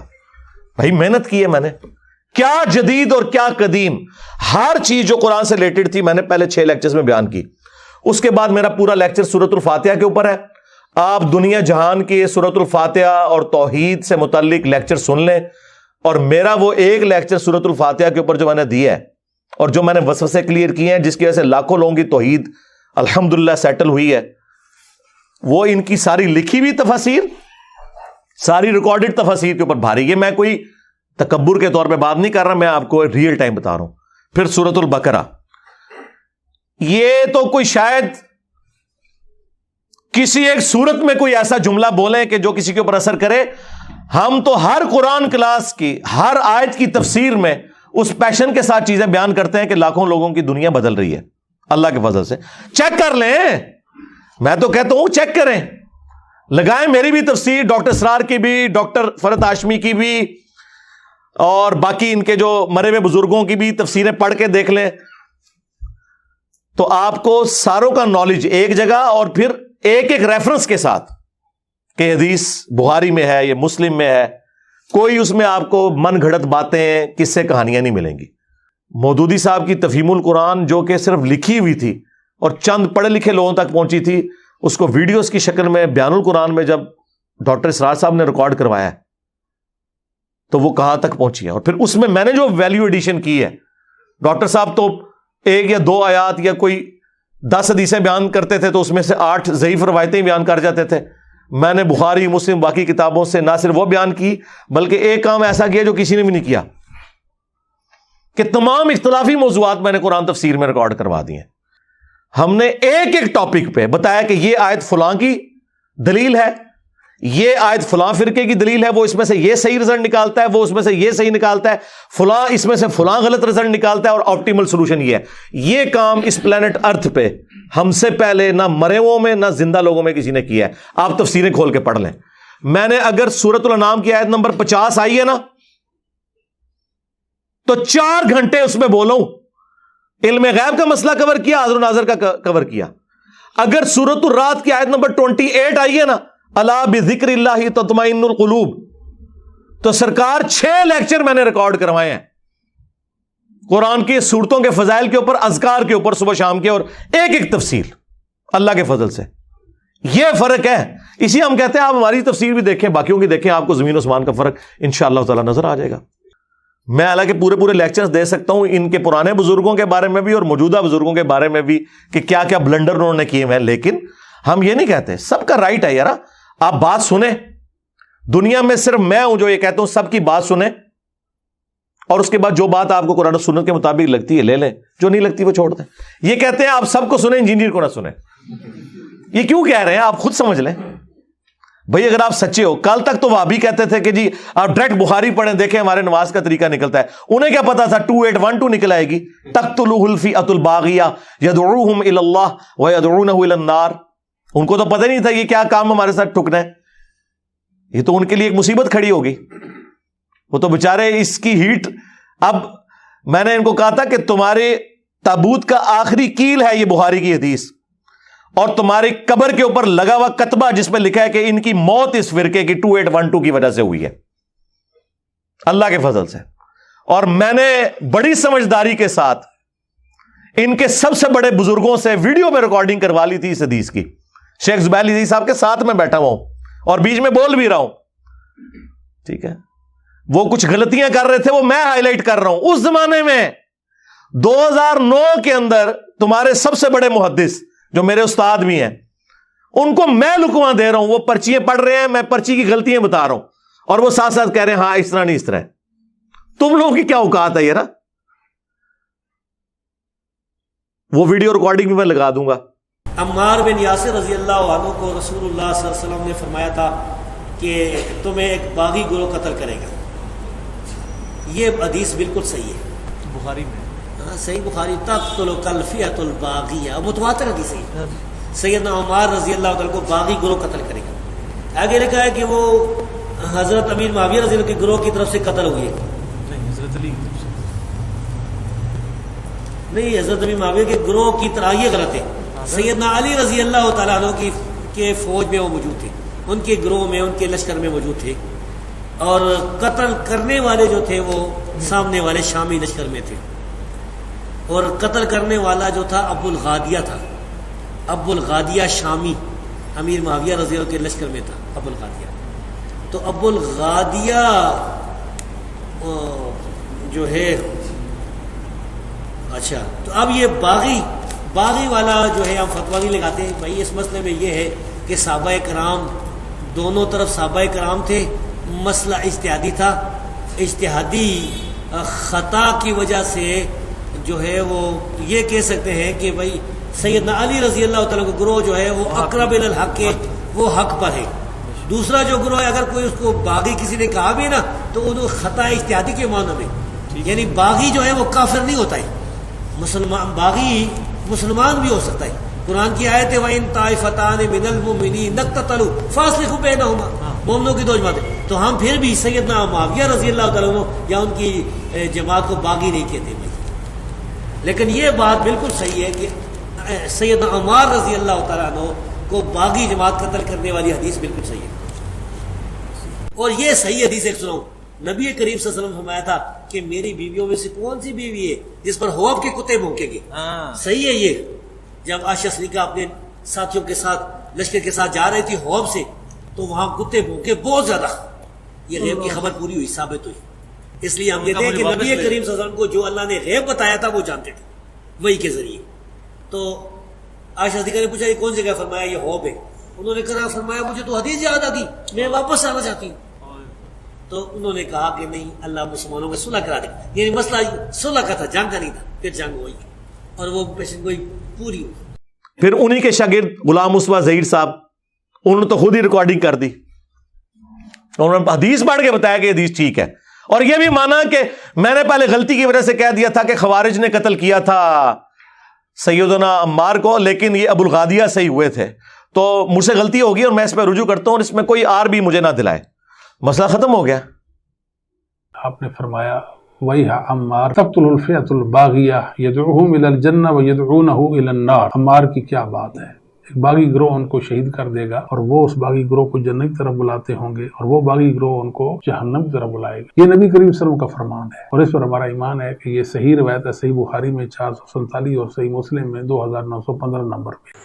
السلام علیکم ورحمۃ اللہ۔ بات یہ جی کہ ایک ریکارڈنگ میری پہلے تھی امن پوری اسلامک سینٹر سے، بعد میں نے ایک خطبہ جمعہ کے اندر پر مجمع میں یہ بات کہی تھی کہ سیدنا عمار کے جو قاتل ہیں ابو الغادیہ ہیں، ٹھیک ہے، رضی اللہ تعالیٰ عنہ، تو اس پہ کیا مسئلہ ہے جی؟ ایک انسان اس کی تحقیق نہیں ہے، اس کا کوئی مسئلہ ہے، بعد میں اس کو ایک بات سمجھ آ گئی، پہ مانگے تو حل اللہ اعلان بات کر دی، کیا ہم غلطی نہیں کر سکتے؟ کیا ہم ایک بات سے رجوع نہیں کر سکتے حق کی طرف؟ یہی کہا نا کہ صحابی رسول نے ان کو شہید کیا تھا، تو اس میں کیا مسئلہ ہے جی؟ اور ہم حق بات معلوم ہونے کے بعد بے مانگے تو حل ایک بات کرتے۔ اور ان کے جو سب سے بڑے محدث ہیں شیخ ناصر الدین البانی، انہوں نے سلسلہ حدیث صحیحہ میں باقاعدہ لکھا ہے کہ چونکہ خاص حدیث آ گئی ہے کہ عمار کا قاتل اور مال لوٹنے والا جہنم کی آگ میں ہے، لہذا ابو الغادیہ سے وہ اب جنرل فضیلت صلح حدیبیہ کے صحابی ہونے والی اٹھ گئی، کیونکہ اس کے لیے اسپیسیفکلی آ گیا کہ عمار کا قاتل اور مال لوٹنے والا جہنم میں ہے۔ یہ شیخ ناصر الدین البانی لکھ رہے ہیں، ان کو تو کسی نے رافضی نہیں کہا، پورے کا پورا وہابی فرقہ ان کے اوپر کھڑا ہوا ہے۔ دور جدید میں انہیں امام بخاری کہا جاتا ہے، میں بھی ان کی بہت قدر کرتا ہوں، میں نے اپنے کربلا والے ریسرچ پیپر میں ان کے ریفرنسز ڈالے ہیں، یہ بھی ڈالا ہے۔ ان کے بارے میں کہتے ہیں نہیں، ان کی اجتہادی غلطی ہے۔ واہ، آیا نا داڑ تلے ہوں، سارے دی اجتہادی غلطی ہے جناب، بخاری دی بھی مسلم دی بھی تواڈے نزدیک۔ اور وہابی علماء نے نجی محفلوں میں کہا ہے کہ ہم بتاتے ہوئے ڈرتے ہیں اپنی پبلک کو، حقیقت یہ ہے کہ بخاری مسلم بھی آخری وقت میں شیعہ ہو گئے تھے، یہ مجھے خود بتایا ہے بڑے وہابی مولویوں کے بارے میں۔ چل میں آپ کو بتاتا ہوں یہ گلے پھاڑنے والوں کے بارے میں، ان کے اپنے فرقے کے لوگ جب ان کو چھوڑ گئے، کراچی سے ان کو لاہور ملنے آئے، انہوں نے کہا جی ہم کس کو کیا بتائیں، حقیقت بات تو یہ ہے، حقیقت یہ ہے کہ تم لوگوں کا گیئر الٹا لگا ہوا ہے۔ ہاں، میں نے اس گلے پھاڑنے والے کو کہا تھا کہ تو حدیث مباہلہ مسلم سے بیان ہی نہیں کر سکتا، کیونکہ اس میں ذکر ہے کہ تیرے ماموں نے سب کرنے کا کہا تھا سعد ابن ابی وقاص کو، انہوں نے انکار کیا تھا اور مولا علی کے فضائل سنائے تھے، اور تیرے بابے نے ابن تیمیہ نے منہاج السنہ میں شیعہ کے خلاف کتاب لکھتے ہوئے مانا کہ اس حدیث میں تیرے ماموں نے سب کرنے کو کہا، اور جی سب تنقید ہوتی ہے، چھڑ دو، نکلو اپنی کھڈا تو باہر۔ صحیح مسلم میں میرے امام مسلم نے، جس کی کنیت سے تمہیں چڑ ہو، ابو الحسین، ہاں ابو الحسین مسلم بن حجاج القشیری نے اس کے فوراً بعد حدیث لی، غدیر خم کی حدیث 6228 تک 6225 سے، اور اس کے بعد 6229 میں لکھا کہ بنو امیہ کہلواتے تھے لعن اللہ ابو تراب، ابو تراب پر لعنت۔ تو تنقید، گالی نہیں، اس سے بڑی بات لعنت بھیجتے تھے، اللہ کی لعنت، اللہ کے فرشتوں کی لعنت، تمام لعنت کرنے والوں کی لعنت ہو جو آل البیت کے اوپر لعنت کرواتے تھے۔ آمین۔ تم لوگوں کا حشر ان کے ساتھ ہو، اور ہمارا حشر جو ہے وہ اللہ کے نبی علیہ السلام، ان کے جانثار خلفائے راشدین، صحابہ کرام اور اہل البیت کے ساتھ ہو علیہم السلام اجمعین۔ آمین۔ کدھر بیٹھے ہوئے ہو؟ یہی پٹی دیوبندیوں کے تقی عثمانی نے اپنی کتاب ماموں کے دفاع میں لکھی، اس میں اس سے بھی یہ مس ہینڈلنگ کی، اس نے کہا نہیں وہ بخاری میں صرف سب کا لفظ ہے، سب تو تنقید بھی ہوتا ہے، او پڑھ ہے مسلم بھی لعن اللہ ابو تراب لکھا ہوا ہے۔ یا تو تمہارے یہ بڑے جاہل ہیں جنہیں پتہ ہی نہیں قرآن حدیث میں کیا لکھا ہوا ہے، اور یا منافق ہے کہ انہیں پتہ ہے اور جان بوجھ کے جھوٹ بولتے ہیں۔ تو دوسرے والا فتویٰ تو سخت ہے، میرا خیال ہے نرم والا ہی مان لیتے ہیں کہ جاہل ہے۔ یہی تو ہم کہہ رہے ہیں آپ سے، اسی لیے تو ہم کہتے ہیں کہ نہ میں وہابی، نہ میں بابی، میں ہوں مسلم علمی کتابی۔ مرنے سے پہلے اے مسلمہ کر لے اس پہ غور، کتابوں کا خدا اور ہے، بابوں کا خدا اور۔ اسی لیے تو ہم کہہ رہے ہیں کہ میرے نبی سا ہے ہی کوئی نہیں، تیرے بابے تھے شے ہی کوئی نہیں۔ کتے کی موت مرے ہیں یہ اہل بیت کے دشمن ان 12 سالوں کے اندر, اور ایسی موت مرے ہیں کہ اب یہ ان کے چیتڑے اڑ رہے ہیں. تو اب اس کی تو کوئی ریمیڈی نہیں ہے. اس کی ریمیڈی میں نے شروع دن میں ہی کہا تھا کہ جب تک یہ قرآن بخاری مسلم کا انکار نہیں کریں گے نا, یہ اس مصیبت سے جان نہیں چھڑا سکتے. اور ہم یہی چاہتے ہیں کہ انکار کریں تاکہ کوئی 4 بندے کو ساتھ رہ گئے ان کو بھی پتا چل جائے کہ یہ اصل میں منکرین حدیث ہے. ناصبیت اور انکار حدیث یہ ایسے ہے. ناصبی اس وقت تک ہو ہی نہیں سکتا جب تک کہ حدیثوں کا انکار نہ کرے. یہ ضروری ہے اس کے لیے کیونکہ موت ہے. دیکھیں یہ ہمیں کہتے ہیں آپ ان ٹاپکس کو ڈسکس نہ کریں. ہم کیوں نہ ڈسکس کریں کہ جن ٹاپکس کو ہمارے نبی علیہ السلام نے ڈسکس کیا اور غیبی خبر کے طور پر ڈسکس کیا. اور غدیر خم کی 4 حدیثیں مسلم شریف کے اندر ہیں جس میں آپ نے فرمایا قرآن اور اہل بیت چھوڑ کے جا رہا ہوں, اور اہل بیت کے معاملے میں تمہیں اللہ کا خوف دلاتا ہوں, میرے بعد ان کے ساتھ اس نے سلوک کرنا. اور اس سے بڑھ کر مسلم شریف میں پھر حضرت علی کے لیے بالخصوص آیا کہ علی سے محبت نہیں رکھے گا مگر مومن, علی سے بغض نہیں رکھے گا مگر منافق. محبت علی از دا لٹمس ٹیسٹ آف ایمان. اب یہ کیسے ہو سکتا ہے کہ سیدنا علی کی محبت اور حضرت علی کے دشمنوں کی محبت ایک جگہ جمع ہو جائے؟ ایک تو ہے کہ کسی نے دشمنی کی کو دنیا کی محبت میں مغلوب ہو کے, لیکن ایک شخص اس لیول کی دشمنی کر رہا ہے کہ وہ حدیثوں کے ہوتے ہوئے اڑا ہوا ہے اپنے سارے معاملات کے اندر. تو اب ہم کیا کریں؟ ہم نبی علیہ السلام کی بات مانیں یا ان لوگوں کی بات مانیں؟ آپ ان پرنسپل دیکھیں, کیا آپ نے اپنی نبی کی باتیں صرف رفع الیدین تک ماننی ہے, باقی کوئی بات نہیں ماننی ہے؟ اور پھر جو گالیاں مجھے دینی ہے وہ امام بخاری امام مسلم کو دو نا. یہ تو امام بخاری امام مسلم نے حدیث لکھی ہے نا. اور اگر یہ گمراہ تھے تو مجھے اپنی گمراہی پہ فخر ہے. پر تیرا کیا بنے گا کالیا؟ کل تک تو نے عزتیں ویل کی تھی کہ ہم قرآن اور بخاری مسلم کے ماننے والے ہیں, اب تو منہ چھپاتا پھر رہا ہے. تیرا کیا بنے گا کالیا؟ تو منکر ہو گیا بخاری مسلم کا. اس لیے تو جناب یہ لوگ پریشان ہیں بہت زیادہ, کیونکہ یہ ٹھک گئے. الحمدللہ میرے علاوہ اس پلانٹ ارتھ پہ کوئی اور شخص پروڈیوس کریں جو حضرت علی کا دفاع کرتا ہو اور حضرت معاویہ رضی اللہ تعالیٰ عنہ کو رضی اللہ عنہ کہتا ہو, ٹائم قیامت تک چاہے. ہم پہ جھوٹے الزام لگاتے ہیں کہ جی ہم صحابہ کرام کا احترام نہیں کرتے. الحمدللہ ہم کرتے ہیں, لیکن اگر آپ یہ کہیں کہ ہم ان لوگوں کو خلفائے راشدین کے برابر کر دیں تو وہ تو اللہ کے نبی نے نہیں کیا. بھائی میں کیسے کر سکتا ہوں صلی اللہ علیہ وآلہ وسلم. تو یہ تفسیروں کے رونے روتے ہیں. میں آپ کو بتاؤں, میں ان کی تفسیروں کے پوسٹ مارٹم کروں نا تو میں فی البدی 2 گھنٹے اور بول سکتا ہوں, لیکن میں کہتا ہوں نہیں, ڈل ہی رہے ان کی تفسیریں بھی. اب احمد بریلوی صاحب کا ترجمہ کنز الایمان اور ان کے خلیفہ نعیم الدین مراد آبادی صاحب کی جو تفسیر ہے خزائن العرفان وہ ڈلی ہوئی ہے. آپ ایاک نعبد و ایاک نستعین کی تفسیر پڑھیں, پتہ کہ تفسیر میں ترجمہ صحیح لکھا ہوا ہے, اے اللہ ہم تیری ہی عبادت کریں تجھی سے مدد چاہیں, اور اس مدد سے مراد ہے دعا. ہاں ظاہری اس باب تو قرآن میں آیا ہے وَتَعَاوَنُوا عَلَى الْبِرِّ وَالتَّقْوَى وَلَا تَعَاوَنُوا عَلَى الْإِثْمِ وَالْعُدْوَانِ. نیکی اور پرہیزگاری کے کاموں میں ایک دوسرے کی مدد کرو, برائی میں الگ رہو. لہٰذا یہ کہنا جی وہ امی سے روٹی مانگنا شرک ہو گیا, اے کہانیاں کرا رہے ہوندے جے. وہ یار امی مری ہوئی امی سے تو نہیں کوئی روٹی مانگتا جا کے. ظاہری اس باب کا تو قرآن میں حکم ہے. آپ میرے سامنے بیٹھے ہیں, میں آپ کو مجھے پانی پلا دیں, بالکل درست ہے. آپ بغداد میں وہاں بھی قبر کے اندر ہے, میں کہہ دوں کہ پانی پلا دیں تو یہ غائب میں پکارنا ہو جائے گا اور یہ گویا الہ بنانا ہو جائے گا, کیونکہ سورۃ النمل میں ہے امن یجیب المضطر اذا دعا ویکشف السوء ویجعلکم خلفاء الارض االہ مع اللہ.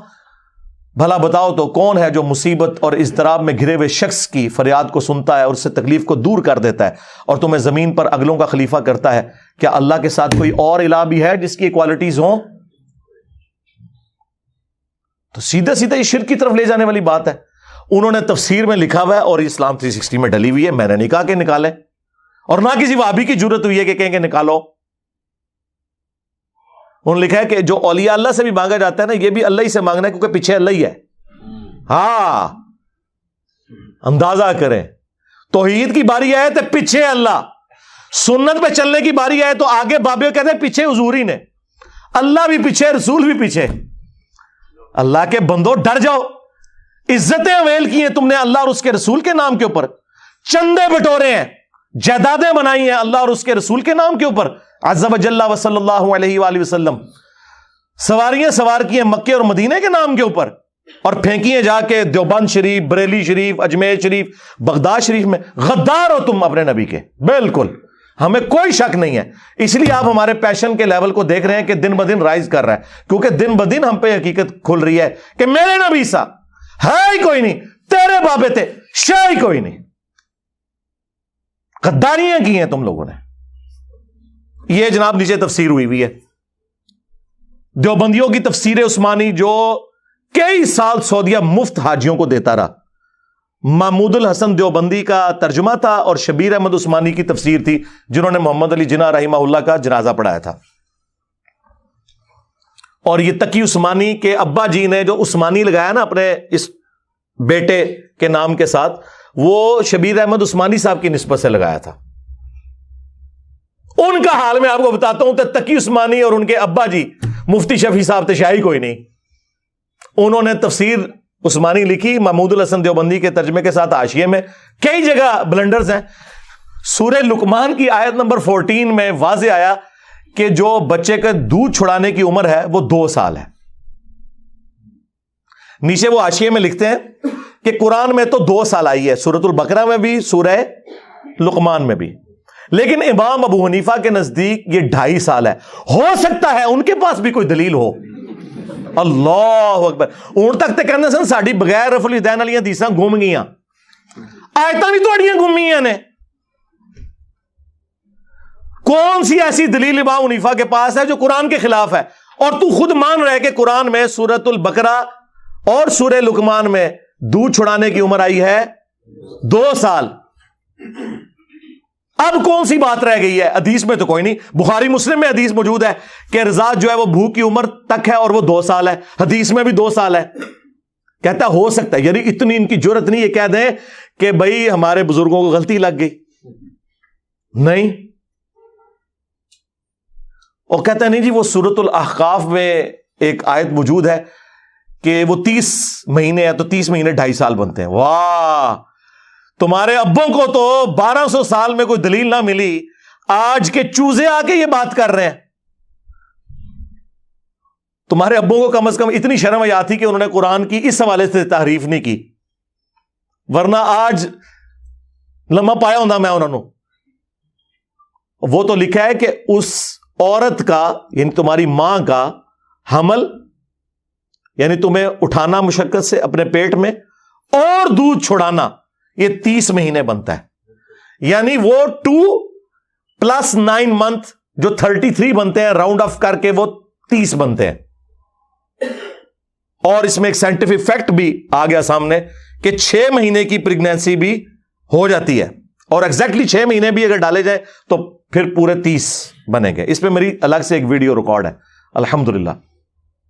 وہ تھا پریگنینسی پلس دودھ چھڑانا، یعنی 6 مہینے پریگنینسی کے اور 2 سال دودھ کے، یہ 30 مہینے بنے، کیونکہ کم از کم پریگنینسی 6 اور عربی میں راؤنڈ آف کیا جاتا ہے. اسی لیے آپ کو بخاری مسلم میں ایک حدیث میں ملے گا کہ نبی علیہ السلام کی عمر مبارک 65 سال تھی، 65. دوسری حدیث بخاری اور مسلم کی اس میں آتا ہے 60 سال. تیسری حدیث میں آتا ہے 63 ایئرس. اور تینوں باتیں بیک وقت درست ہیں. ایکچولی وہ 63 ایئرس تھی لیونر ایئرس کے اعتبار سے، چاند کے جو سال ہیں، اور شمسی اعتبار سے 61 ایئرس. لیکن 63 کو اس طرف راؤنڈ آف کریں تو 60 سال بنتے ہیں، اس طرف راؤنڈ آف کریں تو 65 سال. تو وہ اندازے سے جس طرح آپ سے کوئی پوچھے 3:40 ہوئے ہوں تو آپ 3:40 نہیں کہتے، 3:45 کہتے ہیں. اس کا یہ مطلب نہیں کہ ایگزیکٹ 3:45 ہوئے. تو یہ ایک قرآن چونکہ لٹریچر کی بک ہے، یہ میتھمیٹکس کی بک نہیں ہے. تو اسی لیے امام بخاری نے باقاعدہ پھر لکھا کہ اصل جو ہے وہ 63 ایئرز ہے. یہ جو صحابہ نے 65 اور 60 کا وہ راؤنڈ آف کرنے کی وجہ سے. یہ ان کی تفسیر ہے. دیوبندیوں کا اس سے بڑا پلانٹ ارتھ پہ کوئی بزرگ ہی نہیں تھا. لیکن میں نے تو نہیں کہا کہ ان کا آپ نکالیں. حالانکہ وہابیوں نے سعودیہ والوں کو کئی سال خط لکھے، 60-70 غلطیاں نکال کے انہوں نے سعودیہ والوں کو مجبور کیا کہ جناب تفسیر عثمانی نکالیں، اس میں بہت غلطیاں ہیں. ہمارے ابا جی صلاح الدین یوسف صاحب کی جو آسن البیان ہے نا، وہ کچھ عرصہ پہلے فوت ہوئے ہیں 95 ایئرس کی ایج میں. وہ آپ ڈالیں, وہ حاجیوں کو دیں. تو آپ پچھلے کئی سالوں سے تفسیر عثمانی پہ بین ہے دیوبندیوں کی. سعودی حکومت اب شاہ فہد پرنٹنگ پریس سے دارالاسلام والوں سے انہوں نے رائٹس لے کے آسن البیان جو حاجیوں کو مفت قرآن دیا جاتا ہے اتنا موٹا وہ بلو بائنڈنگ کے اندر, جو میں نے بھی کئی دفعہ تعارف کروایا کہ کمپیریٹیولی باقیوں سے بہتر وہ تفسیر ہے, اکثر چیزیں انہوں نے قرآن و سنت سے بیان کی ہیں. ہم نے اپنی ویب سائٹ پہ اسے رکھا ہوا ہے. یہ کہتے ہیں نکالو, ہم کہتے ہیں ڈالو. کتنا فرق ہے. اور میں نے تعریف کی ہمیشہ, اگرچہ صلاح الدین یوسف صاحب سے ہمارے اختلافات ہیں علیحدہ سے, وہ ایک الگ بات, لیکن تفسیر کے اوپر ان کی تفسیر ڈلی ہوئی ہے اور ان کو زوم ہے نا, اور یہ ناز کرتے ہیں اس تفسیر کے اوپر, یہاں تک کہ ابن کثیر میں بھی جو سکم تھے نا وہ اس تفسیر میں موجود نہیں, اور میں یہ ایگری کرتا ہوں یہ ابن کثیر سے بھی بہتر ہے, لیکن اس کے اندر بھی بلنڈر موجود ہے. اب چونکہ انہوں نے مجھے چھیڑا ہے تو پھر میں تو بھی صاف کروں گا, میں بتاؤں گا کہ تمہارے بزرگ قرآن کے اندر تحریف کر کے گئے ہیں, حق چھپا کے گئے ہیں. ویسے تو کئی مثالیں میں دے سکتا ہوں, لیکن چونکہ یہ ماموں پارٹی ہے نا, ہاں ان کی جو دکھتی ہوئی رگ ہے نا وہ یہی ہے, یہی پکڑنی ہے جس کی وجہ سے یہ گمراہ ہوئے ہیں. باقی تو اہل حدیث ماشاءاللہ, ہم تو اپنے اسٹوڈنٹس کو کہتے ہیں اہل حدیث سب سے بہتر نماز پڑھتے ہیں, اہل حدیث کے سب سے بہتر عقیدے ہیں, آپ ان کے پیچھے نماز پڑھا کریں, سب کچھ ہے. ہمیں تو ان سے ایسا سوائے ایک ماموں والے ایشو کے اور تو کوئی اختلاف نہیں ہے. آج اگر 100 نمازی کھڑے ہوئے نا کسی وہابی کی مسجد میں, ویسے 100 تو ہوتے نہیں بیچارے, 10-12 ہی ہوتے ہیں, ان میں 10-12 میں بھی 5 ہمارے اسٹوڈنٹس ہوتے ہیں اللہ کے فضل سے. آپ جیلم کی مسجدوں میں دیکھ لیں, دنیا میں کہیں چلے جائیں, آپ کو رفع الیدین سے ہی پتہ چل جائے گا. 65 ماڈل جڑے اہل حدیث نے نا وہ اینج رفع الیدین کرن گے, انہاں نا امام کعبہ بھی اینج رفع الیدین کرتا ہے. ہمارے اسٹوڈنٹس پورا رفع الیدین کریں گے تسلی کے ساتھ, آپ کو پتہ چل جائے گا کہ پوری کمپیوٹر سے نکلی ہوئی نماز ہے, وہ پتہ چل جائے گا آپ کو. لیکن جو تفسیر کے اندر غلطیاں ہیں وہ تو ہیں. سورۃ البقرہ میں جہاں طالوت اور جالوت کی جنگ کا ذکر آیا تو وہاں پر اللہ تعالیٰ فرماتا ہے کہ اس وقت بنی اسرائیل نے ریکویسٹ کی وقت کے پیغمبر کو, جو ہمیں تورات سے پتہ چلتا ہے سموئیل پیغمبر تھے, کہ آپ ہمارے لیے ایک بادشاہ مقرر کریں کہ ہم اس کی سرکردگی میں قتال اور جہاد کریں اور شام کی سرزمین کافروں سے واپس لیں. تو انہوں نے طالوت کو مقرر کیا بادشاہ, اور انہوں نے پھر جالوت کو شکست دی, اور پھر داؤد علیہ السلام منظر عام پہ آئے کیونکہ انہوں نے قتل کیا تھا جالوت کو, اور طالوت علیہ السلام نے اپنی بیٹی کا نکاح حضرت داؤد کے ساتھ کیا, داؤد بھی پیغمبر بنے, پھر ان کے بیٹے حضرت سلیمان علیہ السلام بھی پیغمبر بنے. اب یہ قرآن میں یہ لکھا ہوا ہے, اور نیچے تفسیر میں اپنے ریال حلال کرنے کے لیے یہ پتہ کیا لکھ رہے ہیں کہ اس سے پتہ چلا کہ جو لوگ ملوکیت کے خلاف بولتے ہیں نا انہیں درس عبرت اس حوالے سے حاصل کرنا چاہیے کہ اللہ تعالیٰ تو ملوکیت کو, بادشاہت کو پروموٹ کر رہا ہے قرآن کے اندر. اے کڈی دے تفسیر نے وچوں یار, تمہارے جو ماموں تھے یا تمہارے بنو امیہ کے باقی بادشاہ ہیں ان کو اللہ نے وحی کے ذریعے بنایا تھا, تو بنی اسرائیل کے بادشاہ تو وحی کے ذریعے بنے تھے. کتنا زمین و آسمان کا فرق ہے. اچھا, اور پھر نیچے لکھا کہ آپ سورۃ المائدہ میں چلے جائیں, وہاں میں نے تفصیل سے بات کی ہے, وہاں بھی یہی انہوں نے اپنے سو کالڈ جو پھول تھے نا وہ وہاں پہ منتشر کیے ہوئے تھے کہ جی وہ ملوکیت کے خلاف لوگ بولتے ہیں اور جمہوریت کی تعریف کرتے ہیں, جو ہے ملوکیت بہت بہتر ہے جمہوریت سے, اس لیے کہ ملوکیت میں آپ حق بات کریں تو آپ کو قتل کر دیتے ہیں, جمہوریت میں آپ پرائم منسٹر کے خلاف بھی بات کریں نا تو آپ کا رائٹ ہے, آپ آ کے کر سکتے ہیں. تو یہ تو نہیں چاہتے کہ کوئی خلاف بات کرے. اور تمہاری ہزاروں ملوکیت, ایک جو اسلامک ٹرو ڈیموکریسی جس میں حلال اور حرام کا فیصلہ قرآن و سنت کریں, وہ اس پہ بھاری ہے کیونکہ فریڈم آف ایکسپریشن ہے.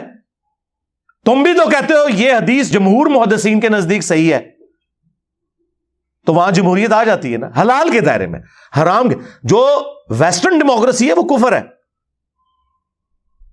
تو یہ جگہ جگہ ملوکیت کی خدمت کر رہے ہوتے ہیں. انہوں نے لکھا جی اس سے تو بادشاہ ثابت ہوتی ہے اور اللہ کو بڑی محبوب ہے, اور مثالیں دے رہے ہیں بنی اسرائیل. اوے بنی اسرائیل کے بادشاہ تو اللہ تعالیٰ نے وحی کے ذریعے بنائے تھے.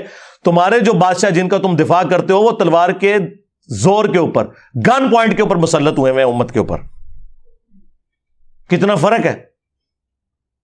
دوسرا, بخاری مسلم دونوں میں حدیث ہے کہ جو بنی اسرائیل کے سیاسی امور تھے وہ پیغمبر دیکھا کرتے تھے, اور میری امت میں خلفاء آئیں گے, کیونکہ اب نبوت کا سلسلہ ختم ہو چکا ہے, اور خلفاء میں ہر طرح کی چیزیں ہوں گی. وہ تو پھر تفسیر موجود ہے کہ آپ نے حکمران کی اطاعت کس میں کرنی ہے, اطیعوا اللہ و اطیعوا الرسول و اولی الامر منکم, اطاعت کرو اللہ کی, رسول کی, اور اپنے حکمران کی. لیکن حکمران کی ایبسولوٹ نہیں ہے. فَإِن تَنَازَعْتُمْ فِي شَيْءٍ فَرُدُّوهُ إِلَى اللَّهِ وَالرَّسُولِ, اگر تنازع ہو جاتا ہے پھر اللہ رسول کی طرف بات کو آپ نے پلٹانا ہے. یہی ہمارا عقیدہ ہے. ایبسولوٹ اطاعت اللہ اور اس کے رسول کی ہے, باقی سب کی ریلیٹو ہے. اسی لیے بخاری مسلم دونوں میں حدیث ہے, ایک انصاری کو نبی علیہ السلام نے مقرر کیا ایک قافلے کے اوپر. اسے اپنے سب آرڈینیٹس پہ غصہ آیا تو اس نے کہا کہ جلاؤ ایک آگ کا بہت بڑا الاؤ اور کود جاؤ اس میں. جب وہ الاؤ جلا اور اس نے کودنے کو کہا اور اس نے پلی لی کہ بھئی میری اطاعت رسول اللہ کی اطاعت, اور رسول اللہ کی اطاعت اللہ کی اطاعت ہے, میری نافرمانی رسول اللہ کی نافرمانی, اور رسول اللہ کی نافرمانی اللہ کی نافرمانی ہے صلی اللہ علیہ وآلہ وسلم. تو انہوں نے کہا ہم آگ سے بچنے ہی کے لیے تو رسول اللہ کے دامن کرم میں آئے تھے, تو ہمیں اسی آگ میں دوبارہ جھونک رہا ہے, ہم تیری یہ بات نہیں مانیں گے. ہم کون سے امام حنیفہ کے مقلد ہیں کہ بغیر دلیل کے مان لیں؟ ہم کون سے وہابی ہیں جو اپنے بابوں کی باتوں کو بغیر دلیل کے مان لیں؟ یہ میں اس کی تشریح کر رہا ہوں. واپسی پہ نبی علیہ السلام کو جب شکایت کی گئی تو آپ نے فرمایا اگر تم اپنے امیر کی بات مان لیتے سیدھا جا کے جہنم کی آگ میں نکلتے. اور پھر حضور نے فرمایا کہ مخلوق کی اطاعت صرف معروف میں ہے, منکر میں نہیں ہے. اللہ کی نافرمانی میں کسی مخلوق کی اطاعت نہیں ہے. تو اگر انصاری صحابی کے بارے میں حضور یہ کہہ رہے ہیں جسے حضور نے خود مقرر کیا کہ اس کی اطاعت کر کے تم نے گمراہ ہو جانا تھا, جہنم میں جانا تھا خلاف شرع کاموں کے اوپر, تو تیرا ماموں تو شاہی کوئی نہیں. ہاں کھول صحیح مسلم, لکھا ہوا اس میں کہ عبداللہ بن عمر بن عاص خانہ کعبے کے سائے میں بیٹھے ہیں. ایک شخص آتا ہے تابعی جو انجینئر صاحب کی ویڈیوز سے متاثر تھا, انورٹڈ کاماس میں. وہ کہتا ہے حضرت آپ ہمیں کہہ رہے ہیں کہ اپنے حکمران اور امیر کی اطاعت کرو, تو کیا یہ حدیث آپ نے رسول اللہ سے خود سنی تھی؟ انہوں نے کہا ہاں میں نے خود سنی ہے, میرے کانوں نے سنا, میری آنکھوں نے رسول اللہ کو دیکھا, اور یہ میرے دل نے یہ بات یاد رکھی. انہوں نے کہا اگر یہی بات ہے تو اللہ تعالیٰ تو سورہ نساء میں فرماتا ہے کہ اے ایمان والو ناحق طریقے سے ایک دوسرے کا مال ہڑپ مت کرو اور ایک دوسرے کو قتل نہ کرو. اور آپ کے چچا کا لڑکا معاویہ ابن ابی سفیان جو ہمارا حکمران ہے وہ تو ہمیں یہ حکم دیتا ہے کہ ہم لوگوں کو ناحق قتل کریں اور حرام طریقے سے ان کا مال لوٹیں. لو جی, حقوق اللہ میں بھی سب سے بڑا جرم حرام خوری والا, اور حقوق العباد میں بھی سب سے بڑا جرم قتل ناحق. اب ہم اللہ کی بات مانیں یا آپ کے امیر صاحب کی بات مانیں, ماموں کی, تو عبداللہ بن عمر بن عاص خاموش ہو گئے. پھر سر اٹھا کے بجائے انہوں نے یہ کہنے کہ انجینئر کی ویڈیوز نہ دیکھا کرو, یا تم تابعی ہو کے صحابی سے اختلاف کر رہے ہو, صحابی جو مرضی کرے. ویسے تو بڑے فخر سے بتاتے ہیں کہ جی حضور نے فرمایا میری بیٹی فاطمہ بھی چوری کرے تو اس کے ہاتھ کٹیں گے. بخاری اور مسلم میں یہ حدیث موجود ہے. تیرا ماموں چوری کرے تو پھر ہاتھ نہیں کٹیں گے؟ یہ آپ بات کریں نا تو دیکھیں ان کے کیسے کان کھڑے ہوتے ہیں. فاطمہ تو جنتی عورتوں کی سردار ہے, تیرا ماموں تو شاہی کوئی نہیں, میری سیدہ جیسا ہے ہی کوئی نہیں, تیرا ماموں تھے شاہی کوئی نہیں. ادھر تو تمہیں نہیں نظر آیا کہ توہین ہو گئی ہے؟ کہتے ہیں نہیں, رول آف لا ہونا چاہیے. تو عبداللہ بن عمر بن عاص نے سر اٹھا کے کہا کہ معاویہ کی اطاعت کرو ان کاموں میں جس میں وہ تمہیں اللہ کے حکم کے مطابق چلائیں, اور جس میں وہ نافرمانی کریں تو معاویہ کی نافرمانی کرو. یہ صحیح مسلم شریف ہے جی 4776. یہ تو نکلواؤ اس کو بھی مسلم شریف سے, بخاری شریف سے نکلواؤ یہ ساری حدیثیں جو میں بیان کر رہا ہوں. چونکہ انہوں نے یہ بات کی تھی, میں بتا رہا ہوں کہ اسلام میں کانسیپٹ یہ ہے کہ آپ نے حکمران کی بھی وہ بات ماننی ہے جو قرآن و سنت کے اندر ہے, اور یہ قرآن میں انبیاء کرام کو وحی کے ذریعے جو بادشاہ اللہ تعالیٰ نے بتائے، حضرت سلیمان علیہ السلام، داؤد علیہ السلام، یہ بھی بادشاہ تھے نا، اور انبیاء بھی تھے، اور طالوت علیہ السلام وہ نبی تھے یا نہیں، لیکن انہیں بھی وقت کے پیغمبر نے وحی کے ذریعے مقرر کیا تھا۔ بنو امیہ کو تو وقت کے پیغمبر نے مقرر نہیں کیا ہوا۔ کون سی چیز سے کون سی چیز ثابت کرتے ہیں بھئی؟ بنو امیہ کے بارے میں تو مسند ابی یعلا میں المستدرک للحاکم کے اندر موجود ہے۔ نبی علیہ السلام نے اپنی وفات سے کچھ عرصہ پہلے ایک خواب دیکھا۔ حضرت ابو ہریرہ کہتے ہیں کہ میرے ممبر کے اوپر بندر اچھل کود رہے ہیں، بنو مروان کے، بنو امیہ کے بندر۔ حضور بڑے افسردہ ہوئے اور پھر اپنی وفات تک کبھی کھلکھلا کر ہنسے نہیں۔ یہ حضرت ابو ہریرہ کے الفاظ ہیں، اور آپ نے فرمایا کہ میں نے بنو مروان، بنو امیہ کے بندروں کو اپنے ممبر کے اوپر دیکھا ہے۔ یہ کہتے ہیں نہیں صاحب پوری بنو امیہ کی بات کرتے ہیں، اس میں تو حضرت عثمان اور عمر بن عبدالعزیز بھی آتے ہیں۔ منو بدس دو، بنو امیہ تو قاتل ہے حضرت عثمان کی، تم لوگ کس منہ سے آگے بات کرتے ہو؟ حضرت عثمان کا دفاع تو میں کرتا ہوں۔ حضرت عثمان اور عمر بن عبدالعزیز کا کیا لینا دینا باقی حکمرانوں کے ساتھ؟ اور میں پھر پھکی دوں گا کہ نبی علیہ السلام نے تو بنو مروان کہا، اور خود عمر بن عبدالعزیز جو ہے وہ تو بنو مروان سے ہیں، کیونکہ عمر بن عبدالعزیز کا پورا نام ہے عمر بن عبدالعزیز بن مروان بن حکم۔ دو ڈومیننٹ بیٹے تھے مروان کے، عبد الملک اور عبدالعزیز۔ عبدالعزیز کا بیٹا ہوا عمر بن عبدالعزیز، اور عبد الملک کے 4 بیٹے یکے بعد دیگرے خلیفہ بنے۔ ولید بن عبد الملک، سلیمان بن عبد الملک، ہشام بن عبد الملک، یزید بن عبد الملک، اور ان کی جو بیٹی تھی فاطمہ بنت عبد الملک، وہ بیوی تھی عمر بن عبدالعزیز کی، بڑی نیک خاتون تھی۔ شاید اس کو نام کی نسبت نہیں فائدہ پہنچایا، فاطمہ نام تھا اس کا۔ تو جب ہم کنڈیم کرتے ہیں تو یہ تو نہیں کہ ہم حضرت عثمان کو کر رہے ہیں، بس یہ حضرت عثمان کے پیچھے چھپانا چاہتے ہیں نا اپنے ماموں کو اور ماموں پارٹی کو، تو چھپ تو نہیں سکتی۔ ہمارے نبی تو ہمیں پہلے ہی بتا کے گئے ہیں، جامعہ ترمذی میں، سنن ابی داؤد میں اور مشکات میں بھی حدیث موجود ہے۔ نبی علیہ السلام نے فرمایا میرے بعد بہت اختلاف دیکھو گے، اس وقت علیکم بسنتی وسنت الخلفاء الراشدین المہدیین، میری سنت اور ہدایت یافتہ خلفاء کی سنت کو لازم پکڑ لینا اپنی داڑھوں کے ساتھ مضبوطی سے، اور دین میں نئی نئی بدعتوں سے بچنا۔ جناب اسی لیے ہم خلفاء راشدین کے ساتھ ہیں، آپ نہیں ساتھ۔ آپ 3 کا تو ساتھ دیتے ہو، چوتھے کی باری آپ کی گاڑی کا ٹائر پنکچر ہو جاتا ہے یا کھوتی مار جاندی پنجابی چ، پہلے گدھے پہ لوگ سواری کرتے تھے نا۔ اسی لیے پھر میں نے اپنے انداز میں اسے سمجھایا کہ جی پہلے خلیفہ کے مخالفین کہتے ہیں جی مرتد، نہیں وہ تو حضور کے زمانے میں صحابی تھے، نہیں وہ بعد میں مرتد ہو گئے تھے، منکرین زکوٰۃ اور کچھ مسلمہ کذاب کے ساتھ مل کے۔ اچھا جی ٹھیک ہے۔ دوسرے خلیفہ کے مخالفین کہتے ہیں جی رومنز اور پرشینز کافر۔ اچھا بالکل ہم بھی آپ کے ساتھ ہیں۔ تیسرے خلیفہ کے مخالفین او جی بلوائی خارجی، حالانکہ خوارج کی ٹرم حضرت علی کے مخالفین کے لیے آئی ہے۔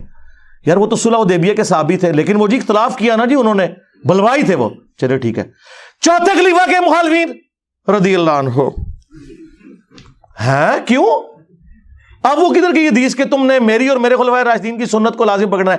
اور چوتھے کے مخالفین کے بارے میں تو حدیثیں ہیں بخاری مسلم میں کہ خوارج کو سب سے بہترین لوگ ہیں جو قتل کریں گے۔ جنگ جمل کے حوالے سے حدیثیں ہیں بخاری میں کہ وہ صحابی کہتے ہیں حضرت عمار بن یاسر کہ اللہ نے تمہیں آزمایا ہے کہ تم اللہ کی اطاعت کرتے ہو یا عائشہ کی اطاعت کرتے ہو، اگرچہ عائشہ دنیا اور آخرت میں تمہارے نبی کی بیوی ہے، لیکن علی کی اطاعت جو ہے وہ اللہ کی اطاعت ہے، وَأُولِي الْأَمْرِ مِنْكُمْ کے تحت۔ یہ کہتے ہیں جی وہ اس نے کہہ دیا ظالم، وہ تو حدیث کے اندر لفظ تھے میں نے ہلکے کل کے بولے، اصل میں تو بخاری میں تو لکھا ہے کہ اللہ کے خلاف جنگ ہے، جنگ جمل، علی کے خلاف نہیں ہے۔ آپ مجھے بتائیں اللہ کے خلاف جنگ لڑنا، وہ ظالم لفظ تو بہت چھوٹا رہ گیا، لیکن حضرت علی نے انہیں معاف کر دیا۔ آج کی ڈیٹ میں وہ لعنتی ہے جو سیدہ عائشہ کے اوپر کوئی سب و شتم کرے، وہ چیپٹر کلوز ہے۔ اور جو تیسری جنگ صفین ہے اس کے بارے میں تو بخاری مسلم میں وہ حدیث تقتلہ الفئۃ الباغیہ یدعوہم الی اللہ ویدعونہ الی النار، وہی عمار، افسوس ہے عمار، تجھے ایک باغی جماعت قتل کرے گی، تو انہیں اللہ اور جنت کی طرف بلا رہا ہوگا، وہ جماعت جہنم کی طرف بلا رہی ہوگی. لو، باغی بھی اور جہنم کی طرف بلانے والی بھی. چوتھے خلیفہ کے باری رضی اللہ عنہ پہ آپ آ کے رک گئے، اس کو نہیں آپ نے پکڑنا. پھر خلافت راشدہ کے بارے میں ابو داؤد ترمذی میں حدیث ہے کہ میرے بعد خلافت 30 سال تک رہے گی. پھر حضرت سفینہ جو حدیث کے راوی ہیں، حضور کے آزاد کردہ غلاموں کہتے ہیں گن، ابو بکر کے 2 سال، عمر کے 10 سال، عثمان کے 12 سال اور علی کے 6 سال، جس میں حسن ابن علی کے 6 مہینے بھی شامل ہیں. وہ 4.5 سال تھے اور یہ 6 مہینے.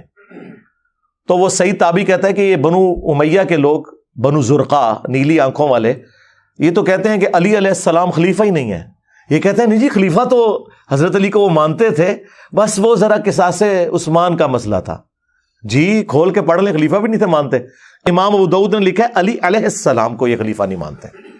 تو حضرت سفینہ کو اتنا غصہ آیا، انہوں نے کہا یہ ان کی پیٹھ سے جھوٹ نکلا جہاں سے ہوا خارج کرتے ہیں. ان کی بادشاہت شریر ترین بادشاہت ہے پلانٹ ارتھ کی. یہ فضائل بیان کیے بنو امیہ کے حضرت سفینہ نے. اور ابو داؤد میں، ترمذی میں تو یہاں تک حدیث ہے، یہ حدیث آگے بھی ہے مصنف ابن ابی شیبہ میں اور مسند ابی داؤد طیالسی میں سیم سند کے ساتھ. اس میں پتہ کیا لکھا ہوا ہے آگے؟ وہ پوچھتا ہے کہ پھر حضرت معاویہ کیا ہوئے اگر خلافت راشدہ ختم ہو گئی ہے؟ یہ کہتے ہیں نہیں، انجینئر صاحب جو ہے نا وہ حضرت معاویہ کو خلیفہ نہیں مانتے. جی بالکل، اگر حکمران کے تحت خلیفہ آپ کہتے ہیں تو وہ عمران خان صاحب بھی اور شہباز شریف بھی خلیفہ ہیں، اور اگر آپ اس ٹرم کی بات کرتے ہیں تو وہ تو خلیفہ نہیں ہے، وہ ملک ہے. اور ثبوت یہ حدیث. تو حضرت سفینہ کہتے ہیں کہ حضرت معاویہ جو ہیں وہ بادشاہ ہیں، یعنی ان کا وہ خلیفہ نہیں ہے. اور مصنف ابن ابی شیبہ میں الفاظ ہیں کہ یہ سخت گیر بادشاہ ہے اور ان کا پہلا بادشاہ معاویہ ہے. یعنی حضرت معاویہ پہلے بادشاہ ہوئے، خلیفہ تو ہوئے ہی کوئی نہیں. اور جی صحابہ امیر المومنین کہتے تھے. جی جناب، امیر المومنین تو ہارون رشید کو بھی کہا جاتا ہے، خلیفہ منصور کو بھی کہا جاتا ہے. جی جی بالکل ٹھیک ہے، آپ کہیں، آج بھی آپ کہیں امیر المومنین جس کو کہنا ہے، خلیفہ راشد نہیں. وہ حضور مور لگا گئے ہیں کہ اس کے بعد کاٹ کھانے والی ملوکیت ہے. مسند احمد میں موجود ہے کہ نبی الاسلام نے فرمایا میرے اٹھائے جانے کے بعد جب تک اللہ تعالیٰ چاہے گا خلافت علی منہاج نبوہ رہے گی، اس کے بعد کاٹ کھانے والی ملوکیت، اپنے دشمنوں کو کاٹنے والی. وہ کہتے ہیں نہیں، وہ ایک روایت میں آیا ہے وہ بادشاہت اور رحمت ہوگی. ہائے میں صدقے جاواں، بادشاہت اور رحمت ہوگی. وہ تو ہم نے کربلا والے ریسرچ پیپر میں بتا دیا ہے. بادشاہت اور رحمت کمپیریٹیولی اس اعتبار سے کہ بعد والے مزید گئے گزرے آئے. جس طرح لوگ آج کہہ رہے ہیں جی عمران خان صاحب کا دور بڑا بہتر تھا، جب خان صاحب سے تنگ تھے تو کہتے تھے نواز شریف صاحب کا دور بڑا بہتر تھا. ٹھیک ہے، اس طریقے سے پیچھے چلتے ہیں. وہ اس سینس میں بات تھی. یہاں تو کاٹ کھانے والی ملوکیت ہے، بالکل واضح آیا مسند امام احمد کے اندر. اور وہ پورے کریکٹرز میں نے بتا دیا. کاٹ کھانے والی ہے، زبردستی دونس کے ساتھ مسلط ہونے والی، تو وہ ہوئی بھی ہے. 4108 پڑھ لیں بخاری کی. عبداللہ بن عمر کو ان کی بہن کہتی ہیں سیدہ حفصہ کہ حضرت معاویہ آئے ہوئے ہیں مدینہ، تو وہ تقریر کر رہے ہیں، آپ تقریر میں بیٹھے ہیں، آپ کی غیر موجودگی سے کوئی غلط رزلٹ ہی نہ نکال لیں. وہ کہتے ہیں میں پھر چلا گیا. وہاں انہوں نے کہا کہ جسے خلافت کی خواہش ہے نا اپنا سینگ اٹھائے، میں اس کے باپ سے زیادہ خلافت کا حقدار ہوں. حضرت ابن عمر کی طرف کنایا کیا. بعد میں وہ تابعی کہتے ہیں میں نے انہیں کہا کہ حضرت آپ نے ان کا اسی وقت جواب کیوں نہیں دیا؟ تو انہوں نے کہا میں نے ارادہ کیا میں اپنی گوٹ کھولوں اور میں معاویہ کو جواب دوں کہ تجھ سے زیادہ وہ خلافت کا حقدار ہے جس نے تم باپ بیٹا کو اسلام کی خاطر مارا ہوا ہے. تم لوگوں کی پھینٹی لگائی ہوئی ہے غزوہ خندق کے اندر، احد کے اندر اور بدر کے اندر، اور آج تم لوگ بعد میں مسلمان ہو کے مجھے اور میرے باپ کو تان کر رہے ہو، جس کی وجہ سے شام میں وہ بیٹھے ہوئے تھے. حضرت عمر کی دور خلافت کے اندر یہ فتوحات ہوئی تھی نا. پھر کہتے ہیں میں خون ریزی کے ڈر سے اور فتنے کے ڈر سے خاموش ہو گیا، اور مجھے جنت کی نعمتیں یاد آ گئی، میں نے انہی پہ کفایت کی. اور وہ جو تابعی ہیں یا صحابی ہیں حبیب بن مسلمہ وہ کہتے ہیں عبداللہ بن عمر نے خاموش رہ کے اپنی جان بھی بچا لی اور اپنی عزت بھی بچا لی. ایک ماموں نے دوسرے ماموں سے اپنی جان اور عزت بچا لی. اب آپ کو پتا چلا کاٹ کھانے والی ملوکیت کیا ہوتا ہے. ابھی بھی نہ پتا چلے. یہ تو ایک ماموں کے ساتھ یہ ہوا جو عمر کا بیٹا تھا. ابو بکر کے بیٹے کے ساتھ ان لوگوں نے کیا کیا وہ بھی بخاری میں ہے 4827. اور پوری تفصیل جو ہے وہ حافظ ابن کثیر نے سورۃ الاحقاف کی آیت نمبر 17 کے کانٹیکسٹ میں لکھی ہے. اور ان کے صلاح الدین یوسف نے قرآن کی تفسیر حدیثوں سے کی ہے. وہ حدیث ہی کھا دی ہے. ہونا تو چاہیے تھا نا لکھتا حدیث. امام بخاری تو اسے اس چیپٹر میں لے کے آئے کہ قرآن کی اس آیت کہتے ہیں کہ قرآن کی ہم تفسیر صحیح حدیث سے کرتے ہیں. صحیح حدیث بھول گئی 4827 بخاری کی کیونکہ ماموں کا نام آ رہا تھا. تو مروان بن حکم جو گورنر حجاز تھا اس نے مسجد نبوی میں تقریر کرتے ہوئے کہا میرے عزیز ہم وطنوں. وہی والی بات. اللہ نے امیر المومنین کو بات سجھائی ہے. وہ امت کے وسیع تر مفاد میں اپنے بیٹے کو خلیفہ بنانا چاہتے ہیں. واہ صدقے. اور ایک جملہ جو امام بخاری نے اسکپ کیا لیکن حافظ ابن کثیر نے مصنف ابن ابی شیبہ سے المستدرک للحاکم سے سنن نسائی الکبریٰ اور باقی کتابوں سے نقل کیا. وہ اس نے یہ کہا تھا کہ جس طرح ابو بکر نے بھی تو عمر کو بنایا تھا نا. اندازہ کرو حضرت عمر بیٹے تھے ابو بکر کے اپنے بیٹے تھے عبد الرحمن بن ابی بکر. ان کو تو نہیں بنایا. اور وہی کھڑے ہو گئے. بخاری کے الفاظ ہیں عبد الرحمن بن ابی بکر کھڑے ہوئے اور کچھ کہہ دیا. امام بخاری نے اپنی شرافت کی وجہ سے وہ سکپ کر دیا. لیکن ابن کثیر وہ ساری دوسری حدیثیں لے آئے کہ کہہ دیا کہ سیدھی طرح کہہ کہ تیرا امیر المومنین معاویہ جو ہے وہ کیسر و کسرا کے طریقے پہ چلنا چاہتا ہے ابو بکر عمر کے طریقے پہ نہیں. تو ظاہر آگ لگنی تھی. بخاری کے آگے الفاظ ہیں. انہوں نے کہا پکڑو انہوں نیب دے والے کرو ایف آئی اے دی ٹیم بلاؤ. تو عبد الرحمن بن ابی بکر دیکھ لیں یہ بھی ماموں ہے. ایک ماموں کا ہرکارہ دوسرے ماموں کے ساتھ کیا سلوک کر رہا ہے. اور یہ ماموں وہ جو سیدہ عائشہ کا بھائی ماں اور باپ دونوں کامن اس طرح کا بھائی جو ہمارے ہاں سگا بھائی جسے کہا جاتا ہے. تو حضرت عائشہ کے حجرے میں گھس کے وہ ایڈجسٹنٹ تھا. باہر سے بھی اس نے غصہ نکالا. ابو بکر کے بیٹے تیرے بارے میں سورہ احقاف کی آیت نمبر 17 نازل ہوئی ہے جو صلاح الدین یوسف نے نکال دی نہیں ڈالی. اس کے ماموں کا نام بیچ میں آ رہا تھا. تم تفسیریں کرو گے اٹھاؤ میری تفسیر قرآن کی. اب پتہ چلا کیوں نکلوانا چاہتے ہیں. میں نے بخاری کی حدیث بیان کی ہے اس تفسیر میں. یہ قرآن و حدیث سے تفسیر نہیں کرنا چاہتے کیونکہ ماموں کا نام آ رہا تھا. ہاں نکال دی. میں لگاؤں گا پیجز کہ نکالی ہوئی ہے پڑھ لیں آپ خود. ان کا تیرے بارے میں آیا تھا نا کہ یہ کہتا ہے کہ تم لوگ مجھے یہ کہتے ہو کہ مرنے کے بعد دوبارہ زندہ کیا جاؤں گا. یہ اگلے لوگوں کی کہانیاں ہیں قرآن. ابو بکر کے بیٹے یہ تو وہ کافر تھا جو یہ کہتا تھا. استغفر اللہ. سیدہ عائشہ کو غصہ ہے. ان کا اس کو خاموش ہو جا. آل ابی بکر کے بارے میں تو کچھ نازل نہیں ہوا سوائے جو میری برات میں سورہ نور کی آیات نازل ہوئی تھی. لیکن باقی کتابوں میں حاکم میں سنن نسائی الکبریٰ میں اور حافظ ابن کثیر ان کے بڑے ابن تیمیہ کے جو شاگرد بھی ہیں انہوں نے نقل کیا. آگے پھر اما عائشہ نے اسے پھکی دی کہ البتہ تیرے بارے میں ضرور تھا کہ حضور نے فرمایا تھا مروان پہ لعنت اس کی اولاد پہ لعنت. تو اپنے باپ کی پش میں تھا جب اللہ کے نبی تجھے لعنتی ڈکلیئر کر کے گئے. میں اب مجھے بتائیے انہوں نے کیا تفسیر بیان کرنی ہے. یہ میں نے آپ کو کاٹ کھانے والی ملوکیت کی مثالیں دی. بہت ساری مثالیں دے سکتا ہوں میں لیکن پھر وہ ٹائم شارٹ ہے. میرا خیال ہے جتنی میں نے ان کی طبیعت صاف کر دی ہے. ہائے ہائے ہائے ہائے. میں تو کیا سی منو نہ چھیڑا کرو. میں پہلے تو باؤنڈری تو باہر سٹتا سا نا ہوں میں پلانٹ ارتھ تو باہر سٹاں گا. ہاں تمہوں اوتھے پہنچا دیاں گا اتوں جتھے تواڈے ماموں جا چکے اگلے جہان وچ.